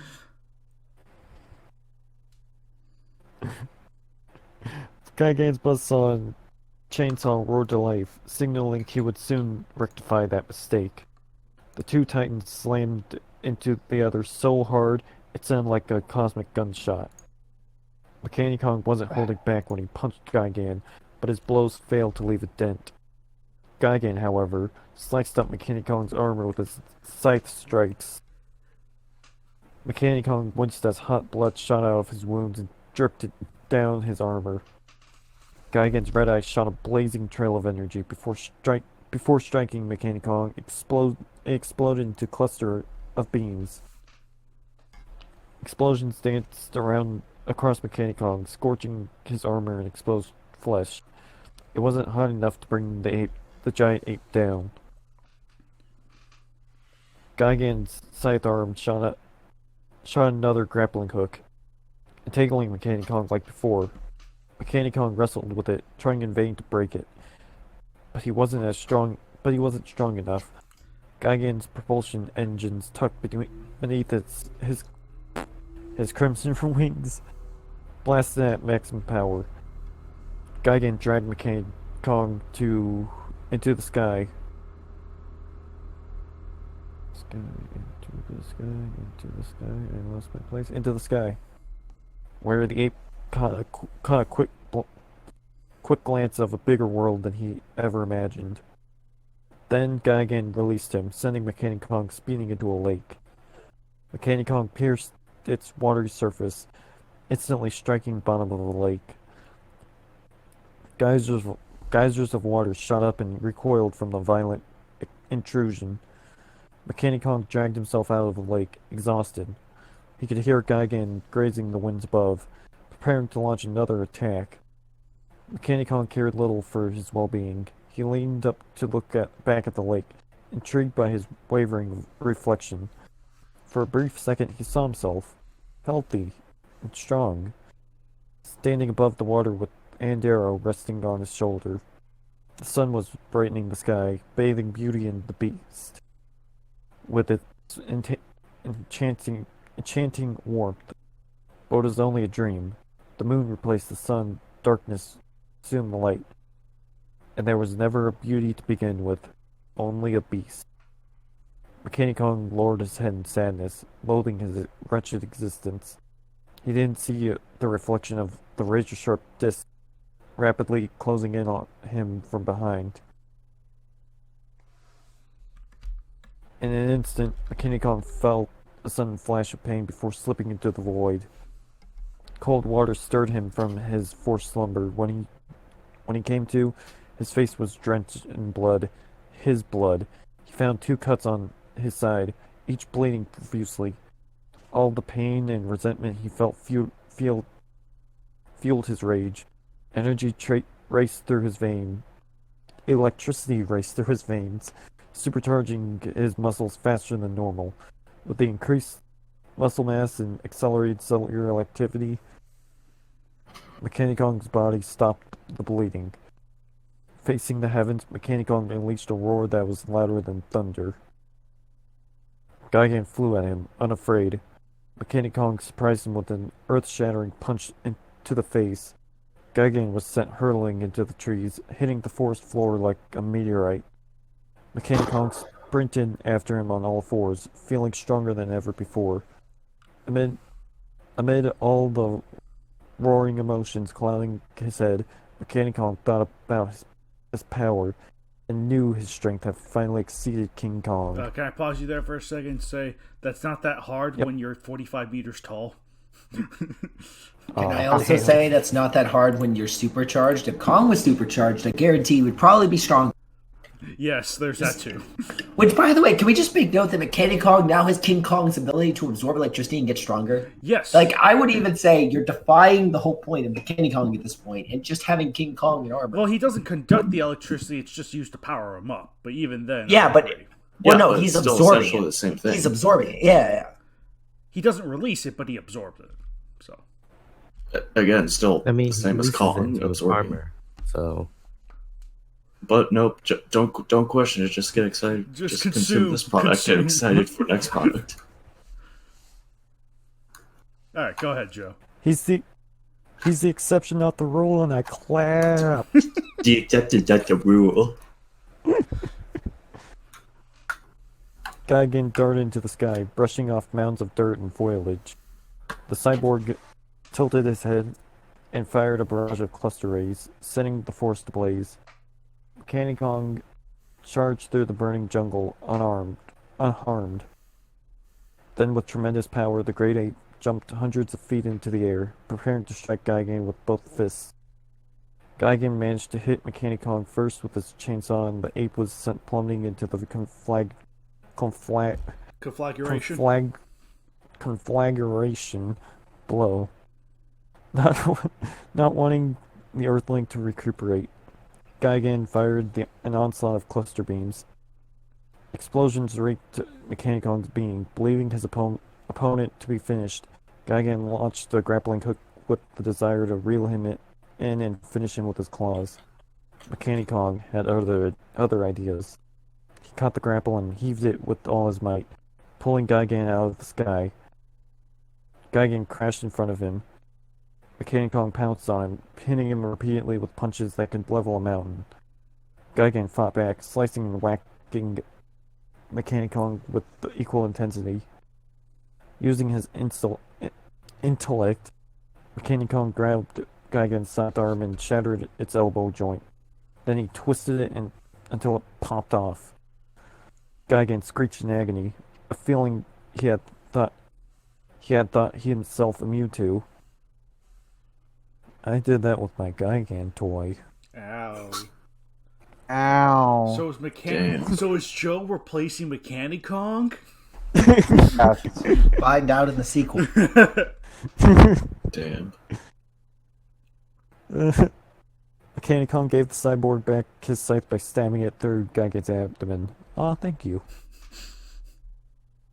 Gigan overcame by a combination of shock and pain, dropped to his knees. Mechani-Kong shattered one of his pincer mandibles with a quick jab. Gigan paid very little heed to his pain. He activated his jet propulsions and flew into Mechani-Kong at top speed. The pair crashed into a mountain and exploded out the other side. Not even a mountain could slow these monsters down.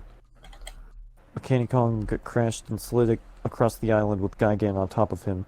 Gigan's chainsaw buzzed as he moved to pivot into Mechani-Kong's face. Mechani-Kong stopped it by grabbing Gigan's elbow, but Gigan wasn't so easily denied. The alien cyborg pushed it closer and closer. Mechani-Kong roared in anguish as the chainsaw's spinning teeth shredded his forehead. His life would soon be over. Winner Gigan. Good. Suddenly, a wounded Titanosaurus Gosh darn it. whacked Gigan off Mechani-Kong. Gigan screeched at Titanosaurus, threatening him with his chainsaw. Titanosaurus snarled at the alien cyborg, determined to return Mechani-Kong the favor of sparing his life. As Gigan and Titanosaurus tore into one another, Mechani-Kong struggled to his feet. Gigan whacked Titanosaurus so hard, the reptile hit the ground, unconscious. One of the strongest monsters ever.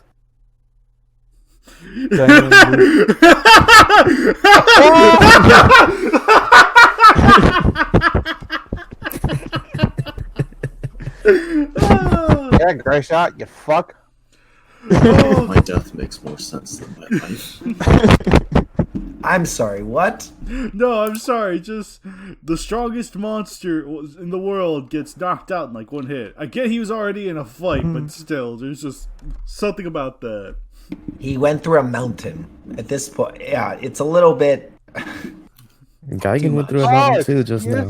Hey guys, remember at the end of King But Kong? Mechani-Kong was the one that Gigan pushed through the mountain. Yes. Hey guys, remember in King Kong escapes Mechani-Kong exploding to pieces just by falling off a tower? Yeah, those were good times. Yes, good times. Continue, man. Continue. Gigan moved to dissect the aquatic dinosaur until a large boulder hit him. Mechani-Kong charged, wanting to grind Gigan's skull. Oh my. Tiny compartments in Gigan's chest slit open, shooting the razor-sharp disc. Mechani-Kong's chest didn't even slow the disc down as they ripped through his body.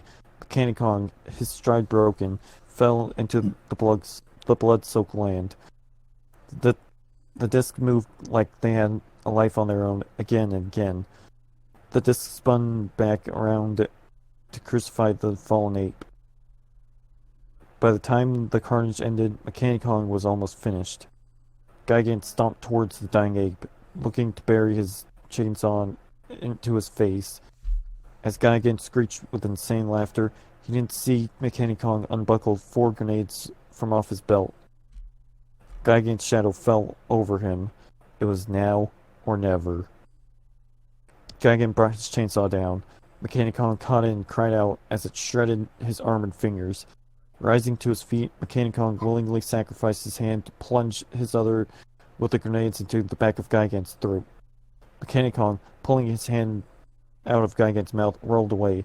Gigan charged Mechani-Kong in desperation, knowing he could kill him with one more hit. But the grenades in his throat detonated, almost blowing his head off his neck. Gigan's body stopped in its tracks. As the cyborg's head dangled from his neck, Mechani-Kong knew how to finish him. Mechani-Kong gripped Gigan's scythe out of his body and, in a swiping motion, decapitated the alien with it. Gigan was dead long before his body slumped down. Mechani-Kong, breathing heavily, dropped the scythe. He was so full of adrenaline, his enlarged muscles protruded his armor.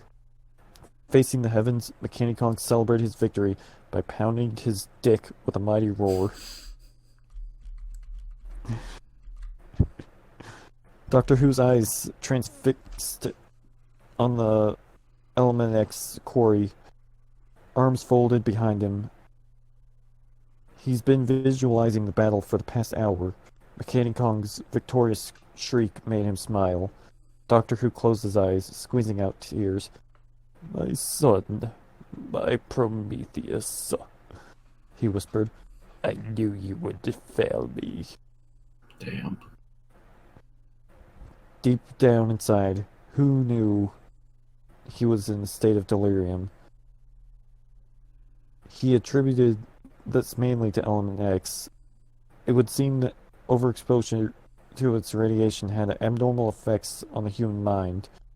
Somehow, he felt he was always known this, or at least thought he did. He was hallucinating the whole match. Again, explains why nothing makes sense.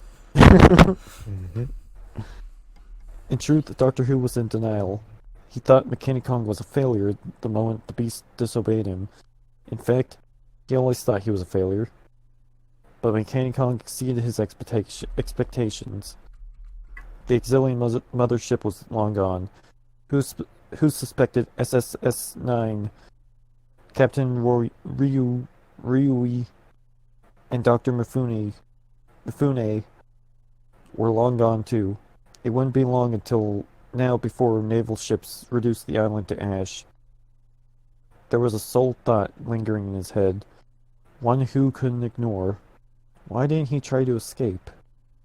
He has one of the most brilliant minds on the planet. Even aliens capable of interstellar travel feared his brilliance. So why didn't he try overriding the security controls? Why did he have a death wish? His answer dropped down in front of him. Mechani-Kong, you've returned to me, said Doctor Who, his voice full of pride and disdain. Mechani-Kong glared into the eyes of his creator. For the moment, it looked like he would do nothing else. But then, in a burst of speed that belied his size, Mechani-Kong snatched Doctor Who. Mechani-Kong was careful not to crush the frail little human. At least not yet. Your control is very impressive, my son, shouted Doctor Who, his eyes wide with ecstasy. But you can't take all the glory. I made you. Remember that. All your accomplishment will be laid at my feet. Mechani-Kong's bloodlust boiled. Doctor Who knew he was fueling the Inferno. Soon, he would be fueling it with his life. It doesn't surprise me to see you in this light, said Doctor Who, his voice high-pitched. Originally, I thought you were my greatest failure, tantamount to an abortion. But then I saw your brilliance, and I knew. On that day, you would surpass me. Not only would you surpass me, you would succeed me. But what birthed your intelligence, Prometheus? It didn't come from the genes of a primitive ape. It came from me, Doctor Who. Silence. Mechani-Kong was taken aback by this revelation. God, he was told a revelation the equivalent something would be told to a 5-year-old. So Mechani-Kong is part Time Lord now? I'm your daddy. You have my DNA flowing in your veins, my son. Is this Tom talking directly to the I audience? think so. Doctor Who explained. In exchange for your deformity, you were given the gift of awareness. Now go, Prometheus. The world is yours. But remember this. I created you. I guided you. And you will be nothing. Will always be like me. No! roared Mechani-Kong, his voice louder than thunder. I'm nothing like you. Oh, fuck you! He's going through his rebellious phase.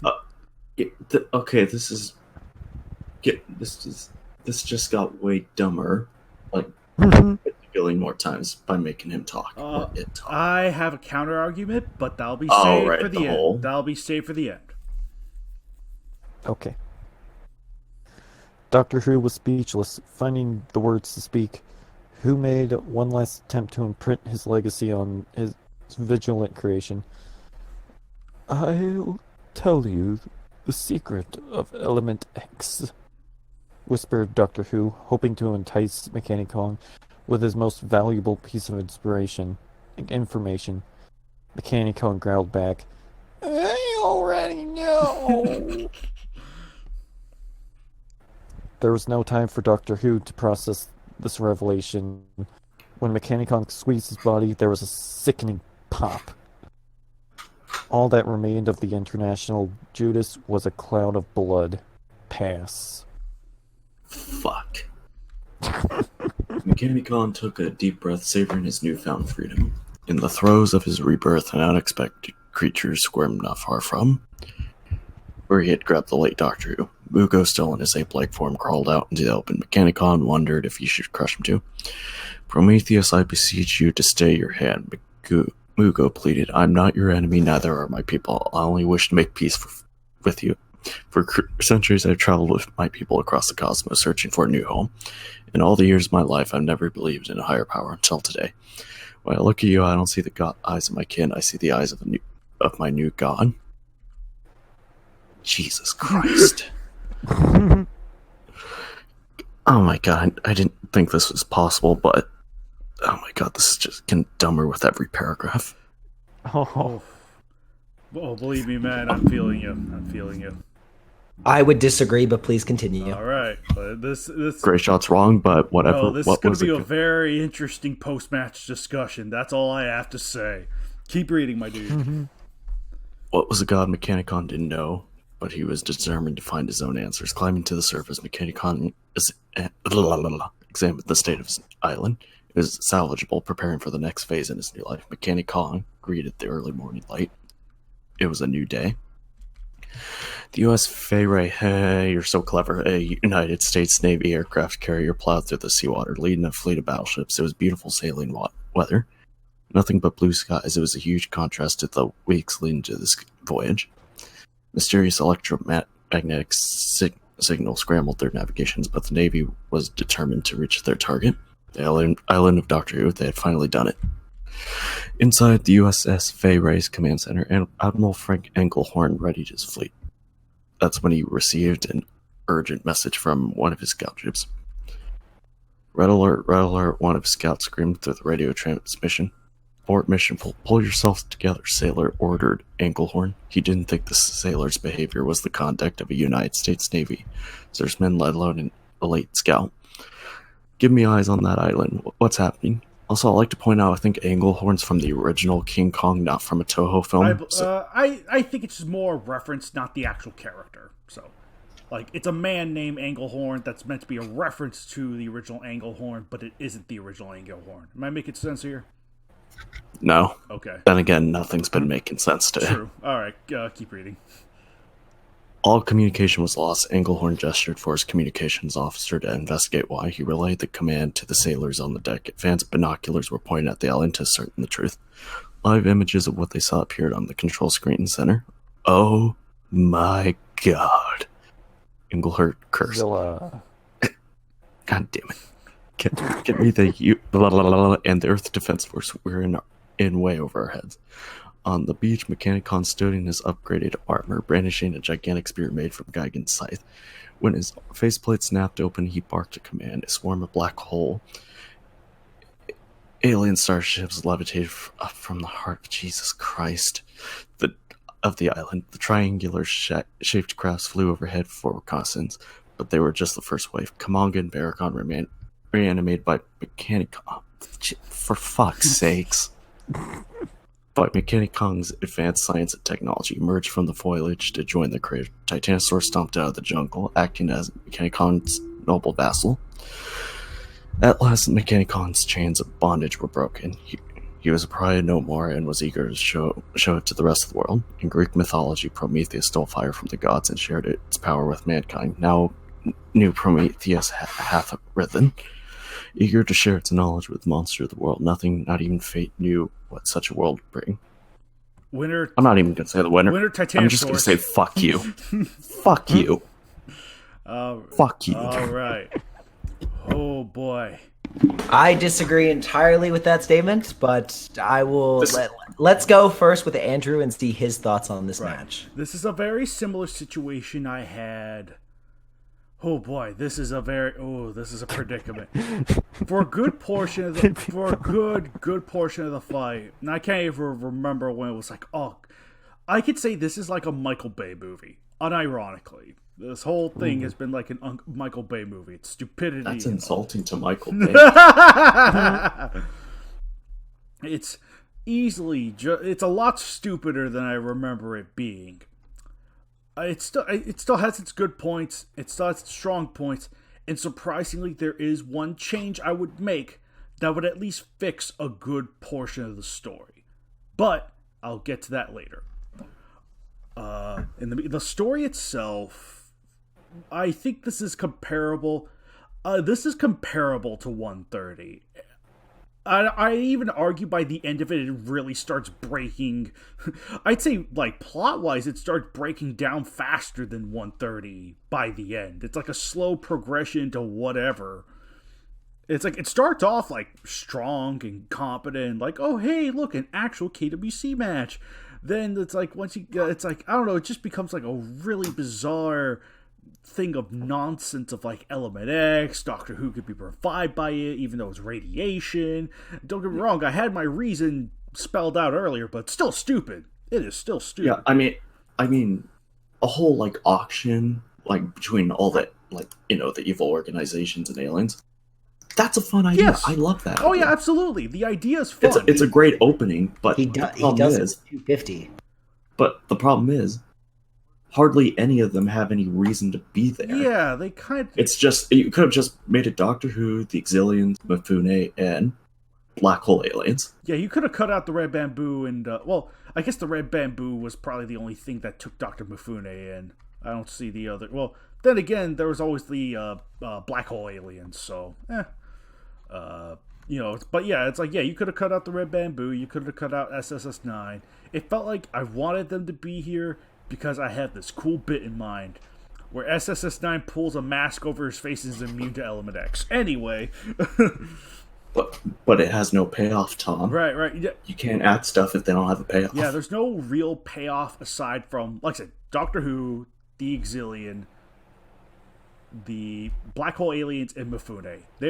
You could have narrowed it down to 4. Ryui and SSS9 could have been cut.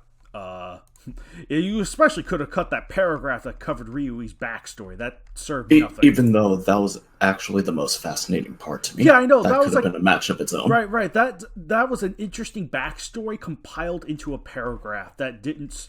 It's an interesting backstory that doesn't serve the main story, is the problem. But no, like this kind of has... yeah, this one kind of went real messy by the... Like, it starts off strong. Nice and strong. Like, I don't even mind the Ann Darrow stuff so much. Like, sure, she's not in the Toho film. You know, you can make that argument, but it's like, alright. Just remember, Harley had to sacrifice Frankenstein, but Tom gets to use Anne Farrow and Englehorn. I know. Oh, Igor. She had to sacrifice Igor, not Frankenstein. Frankenstein's still there. At least, in context of this, I don't mind the Ann Darrow stuff too much. With the understanding, it's like, oh, Tom does whatever. That's like, okay. I feel obligated to give Harley a hug because of this. Yeah, I know. Thank you. Correction, she also had to give up Dr. Frankenstein as well. Well, Victor Frankenstein. Sorry, you can... Victor Frankenstein is the original name of the Doctor, by the way. It's Henry Frankenstein in the movies. Right. Mm-hmm. So, nevertheless, this match is just like, a really interesting premise, interesting setup, but it doesn't feel like things really... I don't know, there are just a lot of elements that don't quite pay off in the way you would hope. Like, oh, you have all these bad guys, and it's like, oh, Element X, Mechani-Kong. It's like the only one who has anything different that was kind of fun was the Exilian Commander. Like, him trying to learn the secrets of Element X was like, okay, I don't mind that. Like, everyone else wants Mechani-Kong, but he wants Element X. It's like, okay, that'd be nice. That was nice. But friggin' just... this one just felt really kind of messy. Really, really messy. And he could have potentially gotten some samples if he sent some of his, disposable Exilians. Yeah. He doesn't give a shit about his soldiers. Oh, yeah, absolutely. Absolutely. Even for a sample, he would have sacrificed how many of them? Mm-hmm. But Several. you see, that wouldn't be entertaining for him, apparently. Yeah, but it's Carnage, man. He loves people dying. Oh, yeah. Didn't you watch Final Wars? Oh, yeah, absolutely. Mm-hmm. Yeah, the man loves seeing the world burn. Oh, that reminds me. So how much BS can we pull off with Element X, real quick? Not as much as Tom, I imagine. We've literally resurrected a creature from the dead. I think there is a certain amount of leeway to what its capabilities are. I can probably loophole it as the way the Futurians time travel then, yeah? Oh, like a power source? As the energy source, probably. Oh, that'd be nice. You know what? I like that. That's a much smarter idea of using Element X as like the, I guess kind of like the hyperdrive to, like the Futurian engines. That'd be nice. I'd like that. Well, time to go to Castle and get that shit. Well, time to turn Doctor Who into a Time Lord. Literally. But, time for us all to be in the prequel movie no one wanted. Which one? I don't... But as I was saying, this is a very similar set of circumstances like with 108. Like, that 108 was a match I really enjoyed when I was younger. Same applies here. But, once again, actually reading it, it's obviously stepped down a couple notches. I would say with 133, even more so. There are elements of this I do like, and I do enjoy. Even though the idea of a cyborg Mechani-Kong stupid as hell, friggin', I do like some of the descriptions, like the initial opening when Prometheus wakes up. It's he's no longer himself and he's ashamed of what he is. It's okay, I get the whole idea you're supposed to feel sympathy for the dude, and I think he does that all right in the beginning. But it all feels so needless to me, because I'm gonna lay this out here now. A lot of the stuff can be kept very similarly if you changed Prometheus from a organic creature to an AI. Then I think there would be a reason to auction Mechani-Kong, because he would be an artificial intelligence that could be duplicated. Oh hey, look at this thing that's patterned after my brain patterns. It's like Doctor Who in a robot suit. But it wouldn't be that hard either, right? And you could duplicate it because it's data. Having those DNA computers too. Yeah, exactly. And it's not even. And you don't hear me bitching about it because it actually makes sense compared to a Cyberman. Right, exactly. Mm-hmm. The whole reason he's a Cyberman, I guarantee you, is because he just wanted to see Mechani-Kong bleed. For the most shallowest purposes, that's all. That's the only reason why. He could have been an AI that becomes self-aware and takes on his own identity, takes on, the whole thing could have been a journey of an AI that becomes more human or inhuman.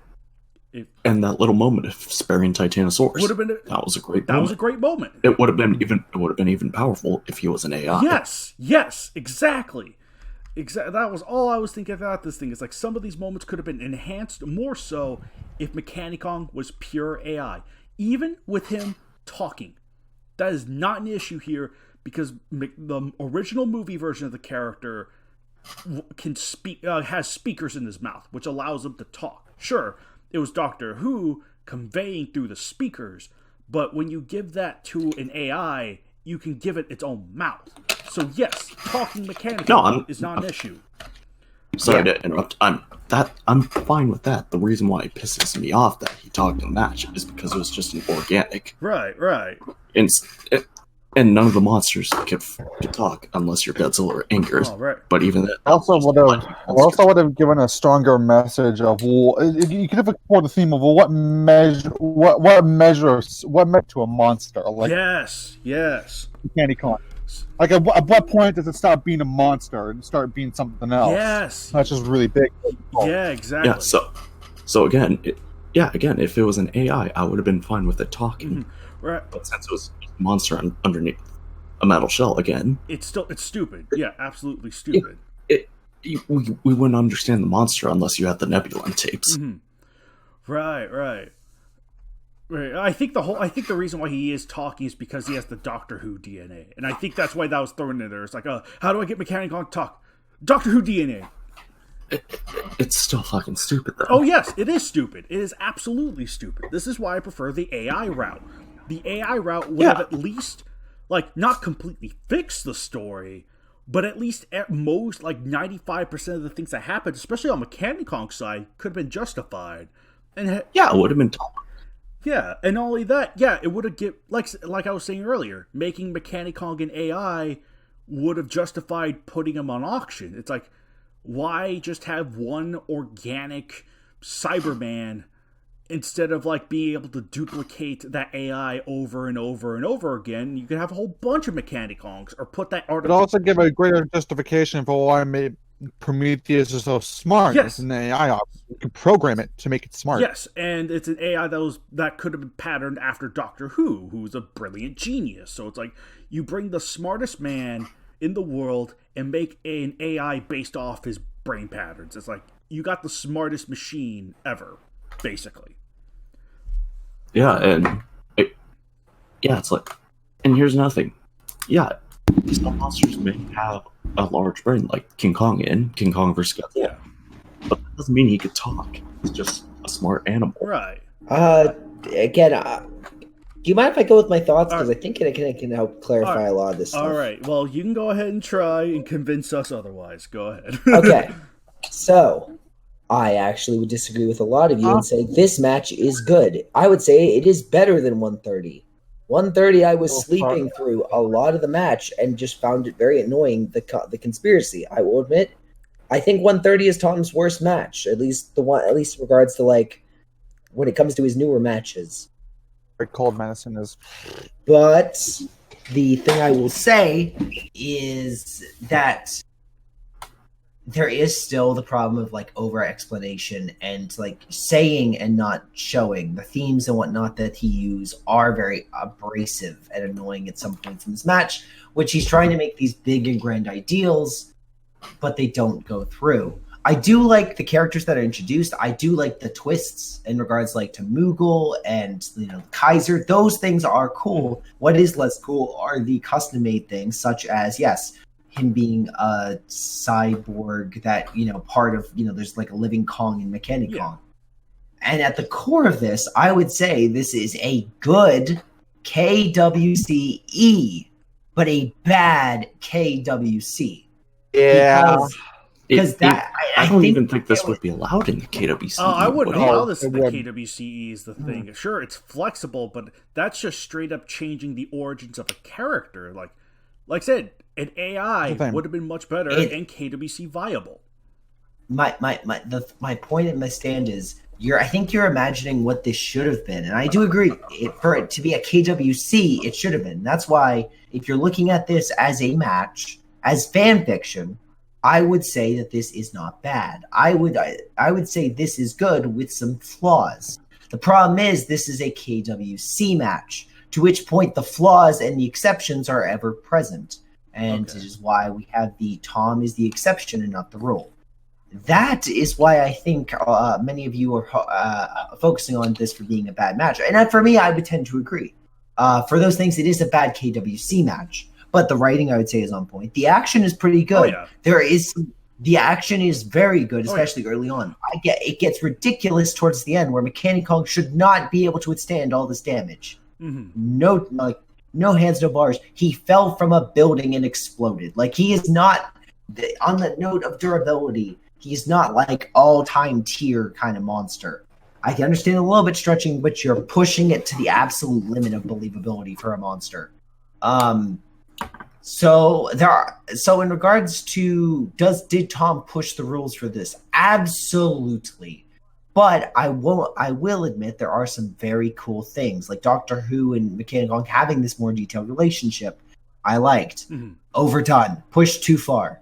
I liked the fact that all these characters and aliens were interacting with each other, and Doctor Who had to be like outsmart them. Pushed too far.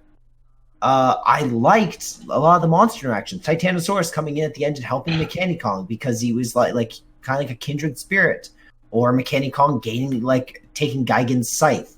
I think if this was if there was a sequel, I honestly was kind of excited because as a sequel, as a villain setup, this is an amazing villain setup. Oh yeah, this is in regards to if this was 150, Heat and all the team members have to go against Prometheus, I think that would be an amazing match. And you could even write it nowadays with just being King Kong. He's fully regenerated. He's just King Kong. He is just King Kong. He's not Mechani-Kong anymore. He's fully regenerated. He has got Gigan's Scythe still, and he's still on the warpath. And he's basically, has an army of monsters behind him. He has the black hole aliens, which again is cool. I mean, they're apes in the movies, but they're they see him as a new god. Honestly, don't mind it at all. Kind of works in regards to the theme. But again, a lot of the things that he's done are either over-explained or pushed too far for a KWC match. So if he were to write a sequel to this, I would not allow him to have Mechani-Kong, regenerate and have all these things and speak. No. But if he were to work within the lines, I think this could be an amazing... I still think to this day, it's an amazing villain setup match. Mm-hmm. But... it's the one that pushed the lines too far, and is a bad KWC match because of it. Yeah. It is one that a writer should not look to as the basis for their match. Mm-hmm. But for a basis of being very cool, interweaving a character and a monster storyline, keeping it engaging, and keeping the action good for most part throughout, I would say this hits all the check marks. Of course, I've been blatantly negative about it too, but I do have its praises. There are character moments that are like, okay, that's really nice, that's really cool. Some of it's stupid. Don't get me wrong, some of it is, and that's a byproduct of just pushing it too far. But there are just legitimately good moments seeded throughout. And like I said, the monster fights, like, those are great. Tom's always great with his monster. Even 130, which, reflecting on it, I still think is worse than this. I think 130 is still worse than this. Even though 133 is knocked off its pedestal that once held it up, like, this is, like, it's still better than 130. But even, the monster fighting sequences are fantastic. I love that stuff. Like, all that stuff's great. Like, on the fighting front, it's really good. And I'm kind of, like, aside from the whole being pumped with electricity thing, everything else about Mechani-Kong was like, oh yeah, I could see that working. Like, like, even the way he used his faceplate to chomp down a guy against his tail and rip it off, I was like, that's nice. I like that. Refreshingly, like, savage and different, regardless of whether or not it was like an organic creature or not. Like, that's different. I like that. So it's like, a lot of that, like, I could sing my praises of Tom's fighting stuff. That stuff is never a bore to me. But it's just kind of like, there were just things that really irked me the wrong way, because this is a bad KWC. A pretty bad KWC, and analyzing it in that light, it rubs me the wrong way looking back at it.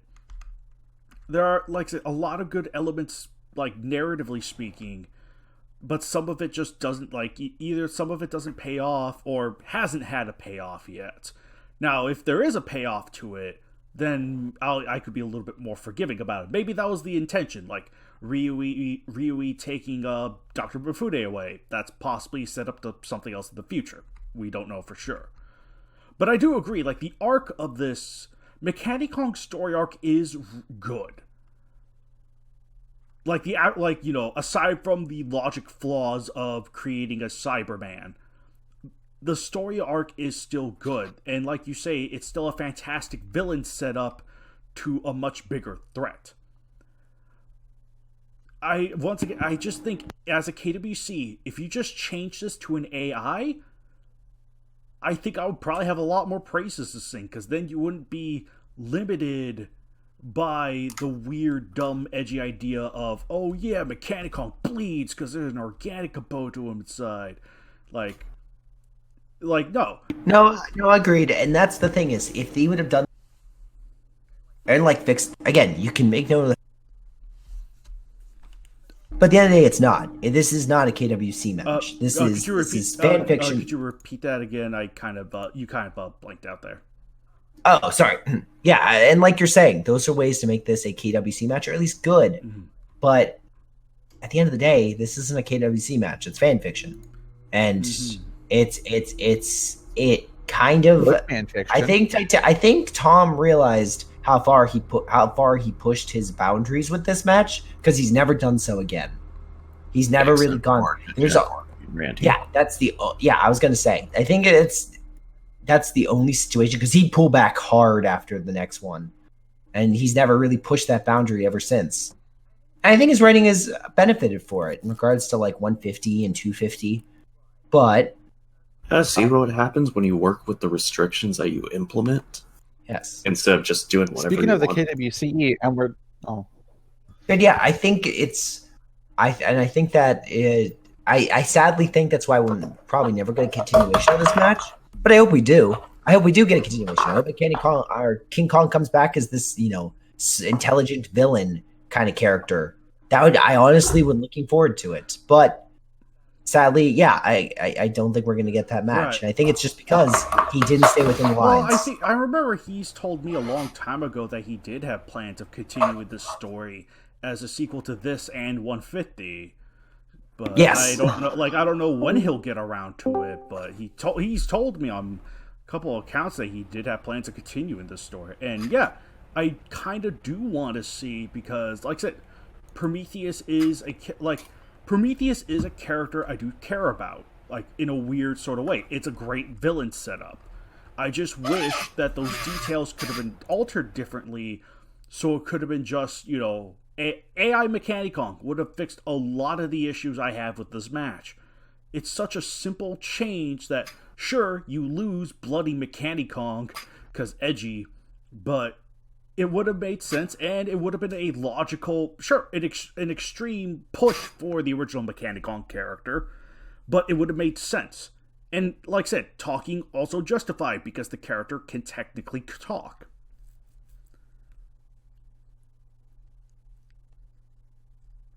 So, I'm not going to spoil anything because unless Harley wants to say something, but all this talk about King Kong making him a villain, I'm just thinking back to Harley's planned match and all the details she told me about it. It just sounds really good as a King Kong as a villain, and it doesn't require being. I don't this mind. massive... My King Kong match. Oh, sorry. No, you go ahead. all right. My King Kong match is basically Kong is the villain, but he's like he's basically in the Prometheus situation. He could supercharge electricity, right? Mm-hmm. But he's dying because of it. Oh. He's just so pumped, like he's overcharged to the point where he's just in a lot of pain. He's angry and he's dying. That's really the setup of why he's the villain, because he's just in so much agony. He's just lashing out at everything. Ooh. Tell if y'all heard that. I was able to catch at like the last second, like, him lashing out because of being overcharged. Yeah, we got that. And basically dying from it. Overcharged. Mm-hmm. Right, that's a really interesting. Yeah, so, like he is dying. Yeah, totally. Because like he is a creature. He's A jaguar who is like, oh, I gotta stand my distance. Oh, right. Yeah, that's a fun idea to play around with because it's like, oh yeah, how far can you overcharge something like Kong, and what happens when you do? That's always fun. So. And speaking of Cybermen, in the KWCE, we can actually just include the Cybermen in the match. I think this would have been a really interesting KWCE match if the threat of if Doctor Who was working with the Cybermen. I don't mind that. And he's just completely. I don't mind that too much, but anyway. That... yeah, I mean, I don't mind that for KWCE, sure. But back to match 133. Let's see. I guess like Gray Shot and I have given a lot of our thoughts, and I am like thinking about it, it's like, yeah, there are good like as a fanfic, it has good elements. It still feels like a Michael Bay movie to me. It still has that very Michael Bay feel to it, but like I think the core thing of Prometheus does work out fine. Prometheus' story is fine. The setup's good. Prometheus' story is fine. I think it's everything else around, and the monster fighting is obviously really good. I just think a lot of the human element, main focus, obviously. Right, the human element could have used some tweaking. A significant amount of tweaking, or what have you. So, like, yeah, I think it's really just the human component. Really could, like I said, changing Mechani-Kong to an AI, I think could have amended for a lot of the faults of the human story, because things would start to make sense, and it would also, by happenstance, make it a good KWC.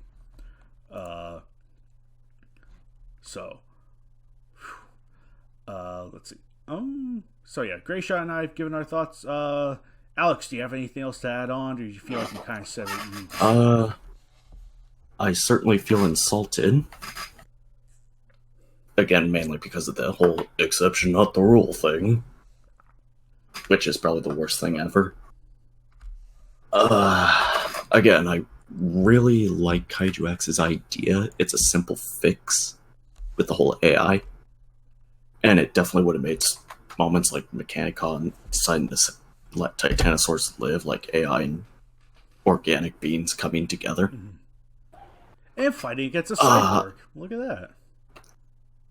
Yeah. And the whole Doctor Who being becoming stronger from fucking Element X is fucking stupid. It's probably one of the dumbest things I've read. Seriously, I don't know how anyone could take that seriously or call it good. That's my god. I don't want to say this is really criticism, just more reminds me of something with Mugo and Mechani-Kong. I doubt anyone will get this, but you guys ever watch Aqua Teen Hunger Force? Heard of it, haven't quite watched it, but I've seen snippets of it, so I know what you're talking about. I have, I have. Okay. A bit when I was a kid. Okay, so there's an episode where I forget all about it, but I know at the end, booger people take over the world, and the asshole character, Shake, starts bowing down to them and starts telling all the other characters to listen to them. And he just starts kind of like sneezing or blowing snot out of his nose to create more booger people. and that's basically reminds me of Mugo bowing down to Mechani-Kong, basically forcing the rest of the black hole aliens to worship him. So Mechani-Kong's basically a booger person. Gosh darn it. And then it turns out that that whole thing was a dream, which kind of goes back to our joke. So really, this just reminds me of an episode of Aqua Teen Hunger Force. That's a funny interpretation. I mean, it is a booger person. But like I said, I just feel insulted with this. But again, and I really do mean it. The exception, not the rule thing, really takes me out of the match. When this whole thing, when this part of the KWC is writing with restrictions, you could come up with things when original plans don't work. Heck, I know, really bizarre comparison, but Night of the Living Dead. The original creators wanted to do a sci-fi comedy. They didn't have the budget. So what did they do? They created what we all know and love. So it's like if you Isn't that movie in the public domain too? That was more of an error on their part. Okay, never mind. Yeah, so it's like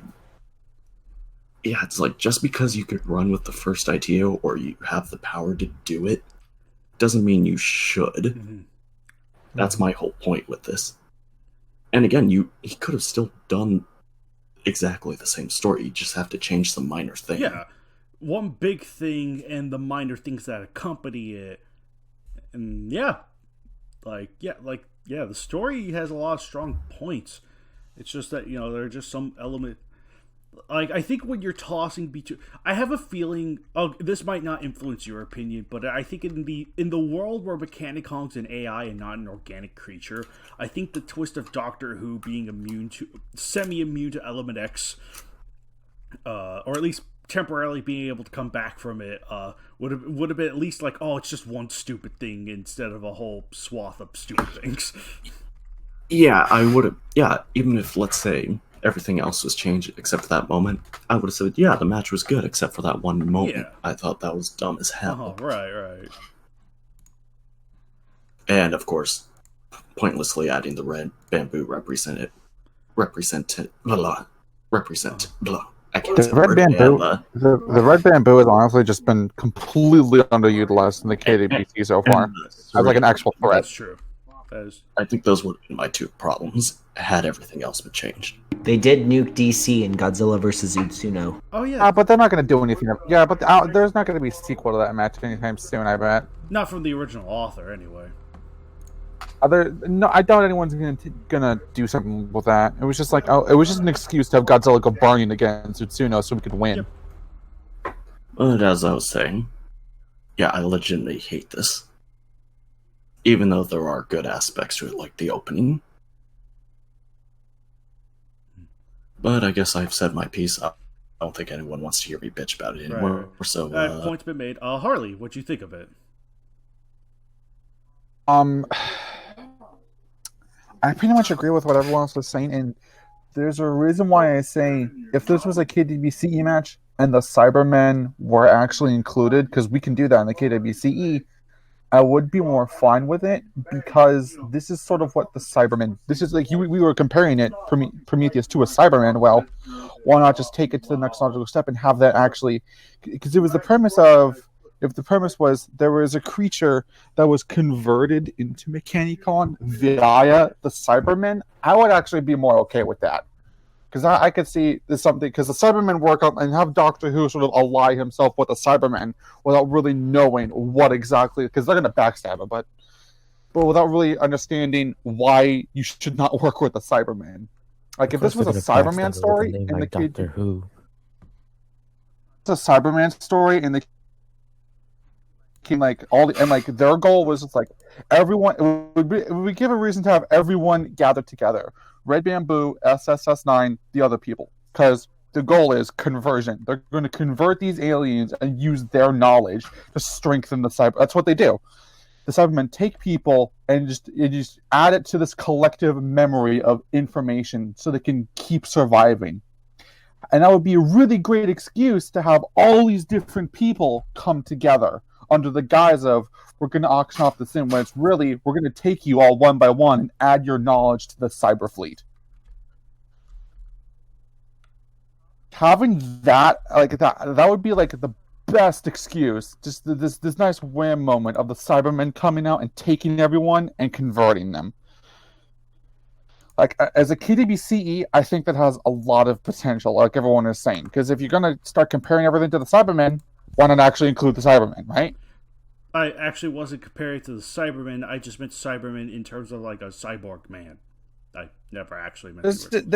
But people have just been throwing around. Oh, you've basically turned him into a Cyberman. So it's like, okay, go with that route then. I didn't realize that was a thing. Yeah, it's essentially the same way as turning Orga into the Thing.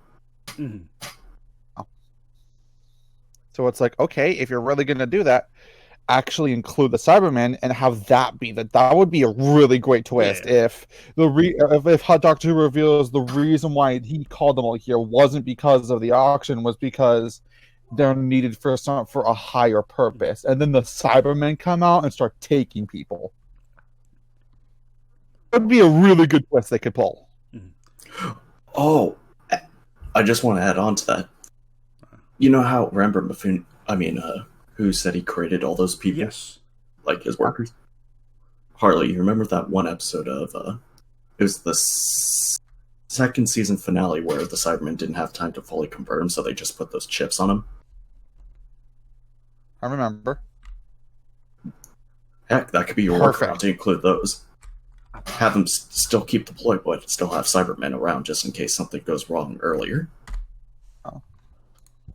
And the Cybermen's main goal is you could have people be like, have those things in their ears, or have just something where it's pretty obvious something's off, but the aliens just don't care until it's too late. Nagoda, what you think of the match? This really great reveal.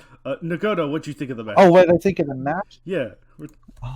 Sorry, I know this hypothetical situation's really nice and all.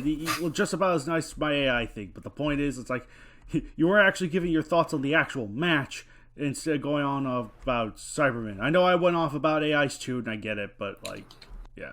I was gonna say, hey, you pulling a Tom on me. He's the exception, not the rule. So, all right, so my turn. I guess.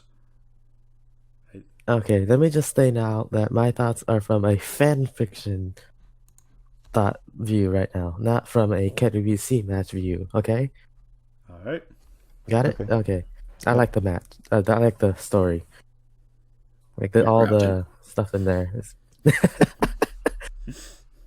It's pretty good as a fan fiction, but as a KWC match, that's where it goes all wrong.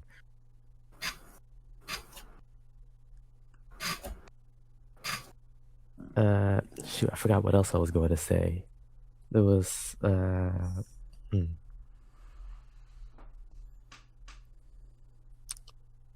I forgot what I was going to say. Okay, so just gonna skip to the banner part again. Banner looks pretty good. Like everyone's like this things are actually facing each other again. That's Baragon nice. looks like a demon. Yeah, he kind of does. Who looks like a demon?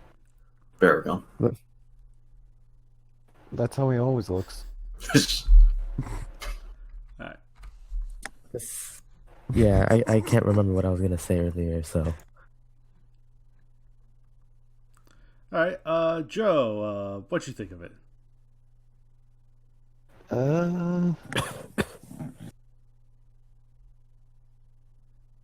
I don't think I've seen something this messy since match 30. 130.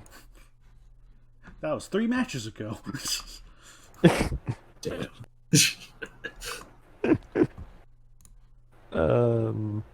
I compared that to the Matrix Reloaded, and this is, I guess, the Matrix Revelations. Oh shit.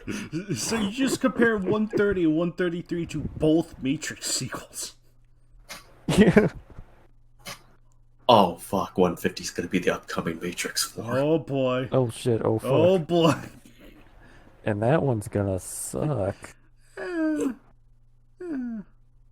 We'll see. I mean, does Keanu Reeves ever do a bad performance? Toby. Okay, no, he can do very bad performance. Yeah. I'm just saying.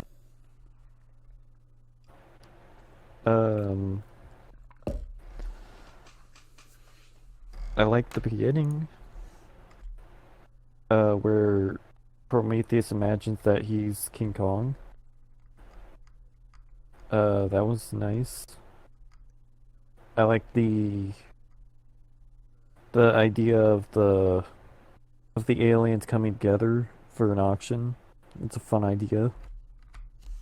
The fights were good. X being hammy is always the highlight of anything. He's just a hammy, cheesy character, and I like that everyone writes him like that. I'm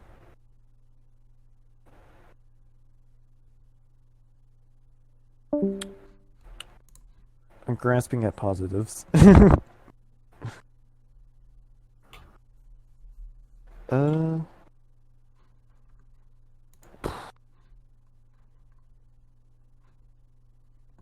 Like I can't. I don't think I can say much that you guys haven't said, but like a part of me just feels like this is just messy, and I don't know why. Well, it's because it is kind of messy. But yeah. Oh, here's what I was talking about. Oh damn! Oh my goodness. My goodness.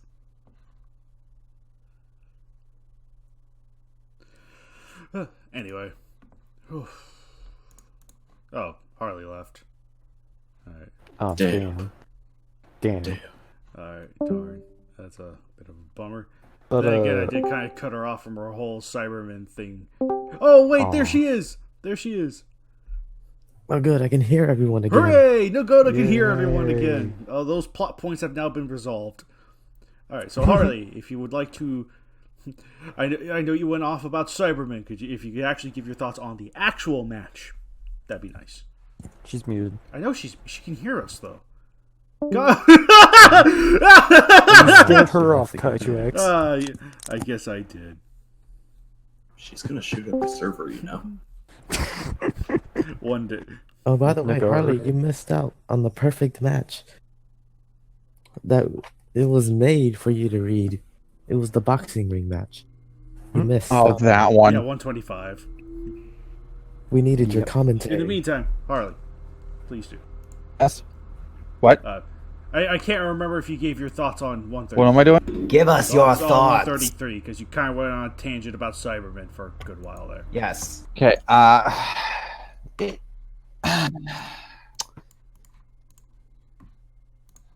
This is really difficult because, as a fan fiction, okay,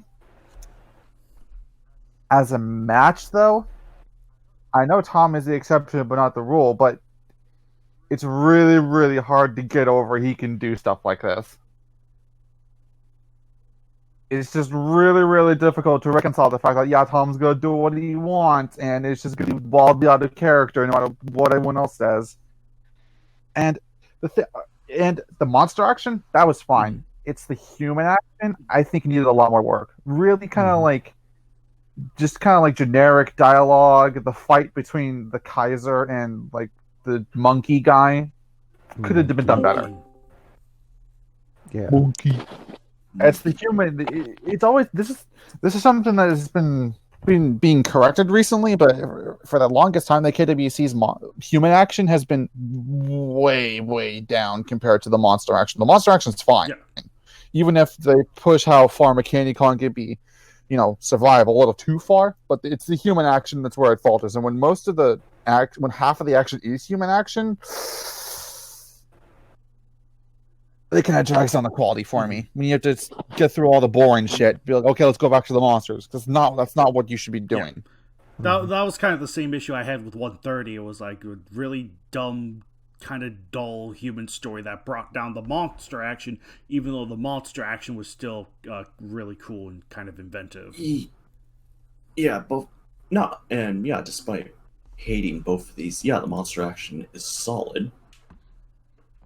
I definitely agree with you all on that, but right, it doesn't do surprisingly, despite all the weird, like I said, switching. Like I said, if the switch of Mechani-Kong from cyborg to AI had been done, it's like because the way Mechani-Kong fights and is portrayed, I could see that still being applied to the original Mechani-Kong. So it's like, it's not like he wrote the battle Mechani-Kong any different. It's not like that Sure, he got pumped with electricity, but I imagine that's just the equivalent of an adrenaline rush in any other case. So I don't consider it that big of an ability that, affects things too much. Like, you could have just left that out in the AI version. It wouldn't have been any different. But it's like, the way he wrote Mechani-Kong, I could see Mechani-Kong doing stuff like that.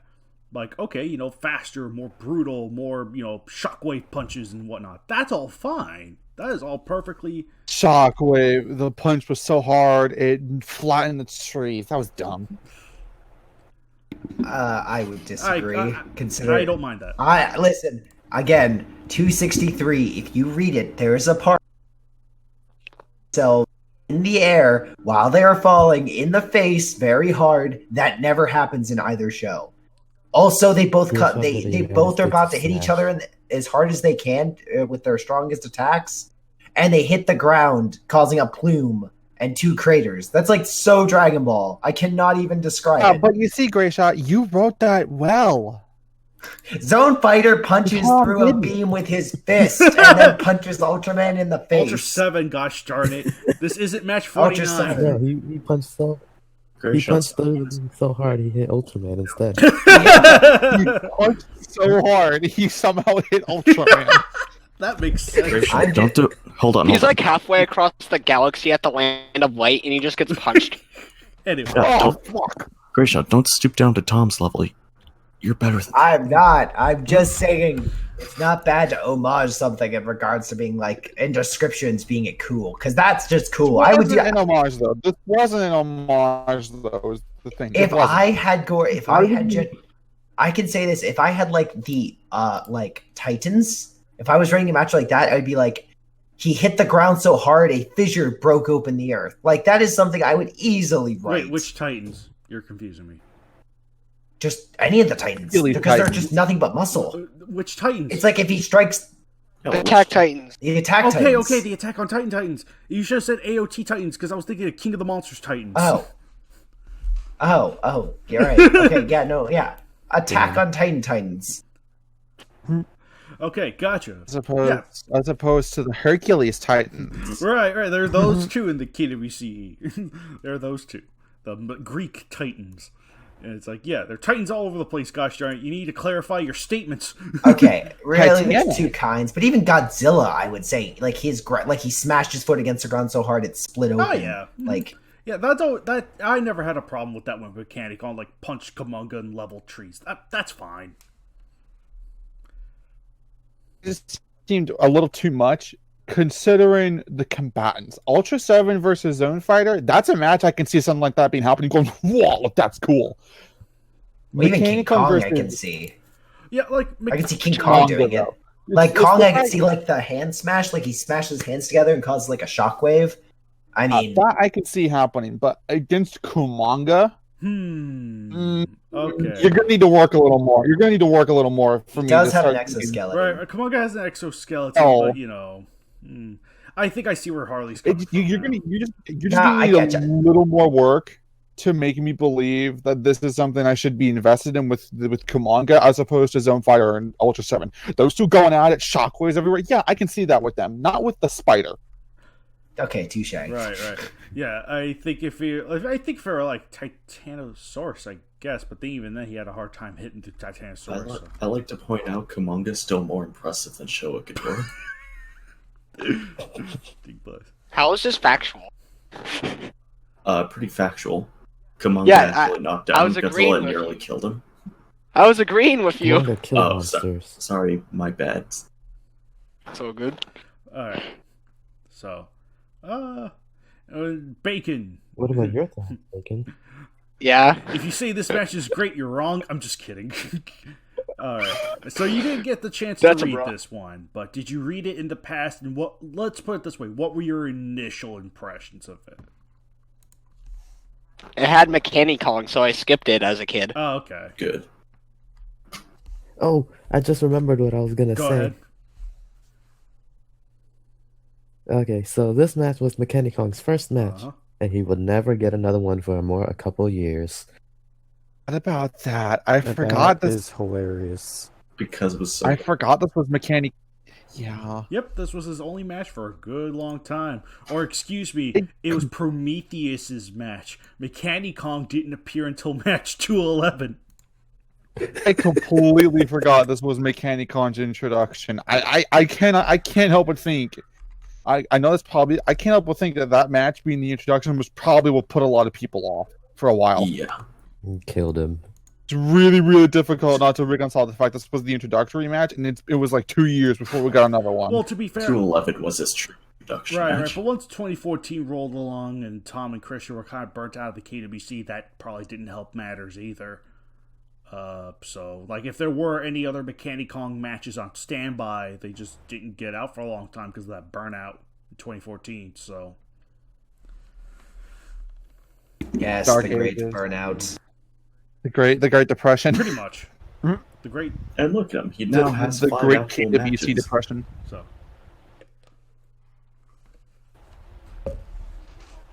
And hey, after Yeah, he has 5 actual matches. yeah, like after 211, yeah, he's Mechani-Kong's kind of building a relatively healthy like it's still growing a bit. I mean, 264 is another can of worms for another time, but like as far as getting matches in goes, he's been having a moderately healthy lifespan considering where he started and how long it took for him to get more matches. So, you know what? You're doing good, dude. You're doing good. He's a good monkey. Good mech. Yeah, good monkey. It only Robot comes up monkey. at Christmas anymore. Monkey. Monkey. Anyway, so, all right. So Bacon skipped it, and yeah, I guess with that said, we could officially stop rambling, and just Gray Shot. Did you have anything else to say before we capped off? Nope, I think I've said pretty much everything I want to say about this. All right. If you're listening to this, fuck you. I'm just kidding. Wait, what happened? I don't think he actually listens to this. I think he does actually. Oh no! Holly, you have committed a grave sin. Pay the fine or suffer the consequences. What are the consequences? Win another one of his matches? Yes. Yes. You have to read all of them non-stop. I mean, a lot of them are No. good, so like. No, you see, the real yeah. consequence there Tom's- is that you have to Tom's- read 164 Tom's with gonna us. read. No, you have to do Oh. 164 by yourself, Harley. That is your grave punishment. Oh, I didn't. I couldn't Tom's even gonna- do it the She did first make Tom's time. gonna make you read 133-2. Oh no. Please, no. Tom's gonna make me read 164 and 133 too at the same time. I will say if it's actually... I will say I'll read a prequel about that one red bamboo guy. Because that was far more interesting than Right. the actual story. Yeah, right. like this all of a sudden this interesting exposition about his origins and how he got the red bamboo. Let's ignore it. Pretty much. Yeah, I'll do nothing with Did him. nothing with them. And all that could have been inferred just by that one line of, like, him feeling indifferent. Like, that one line conveyed everything. Monkey! Dig plastic.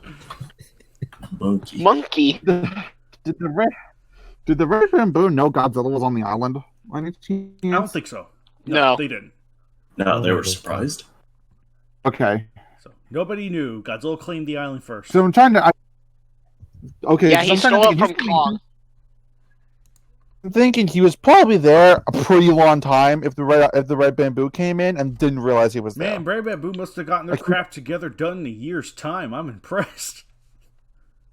I'm assuming Godzilla was already in the already hidden away by the time the red bamboo got there. All right, before this derails any longer, this has been Match 133, and we'll see you find ladies, gentlemen, and others for Match 134. Take care, everyone.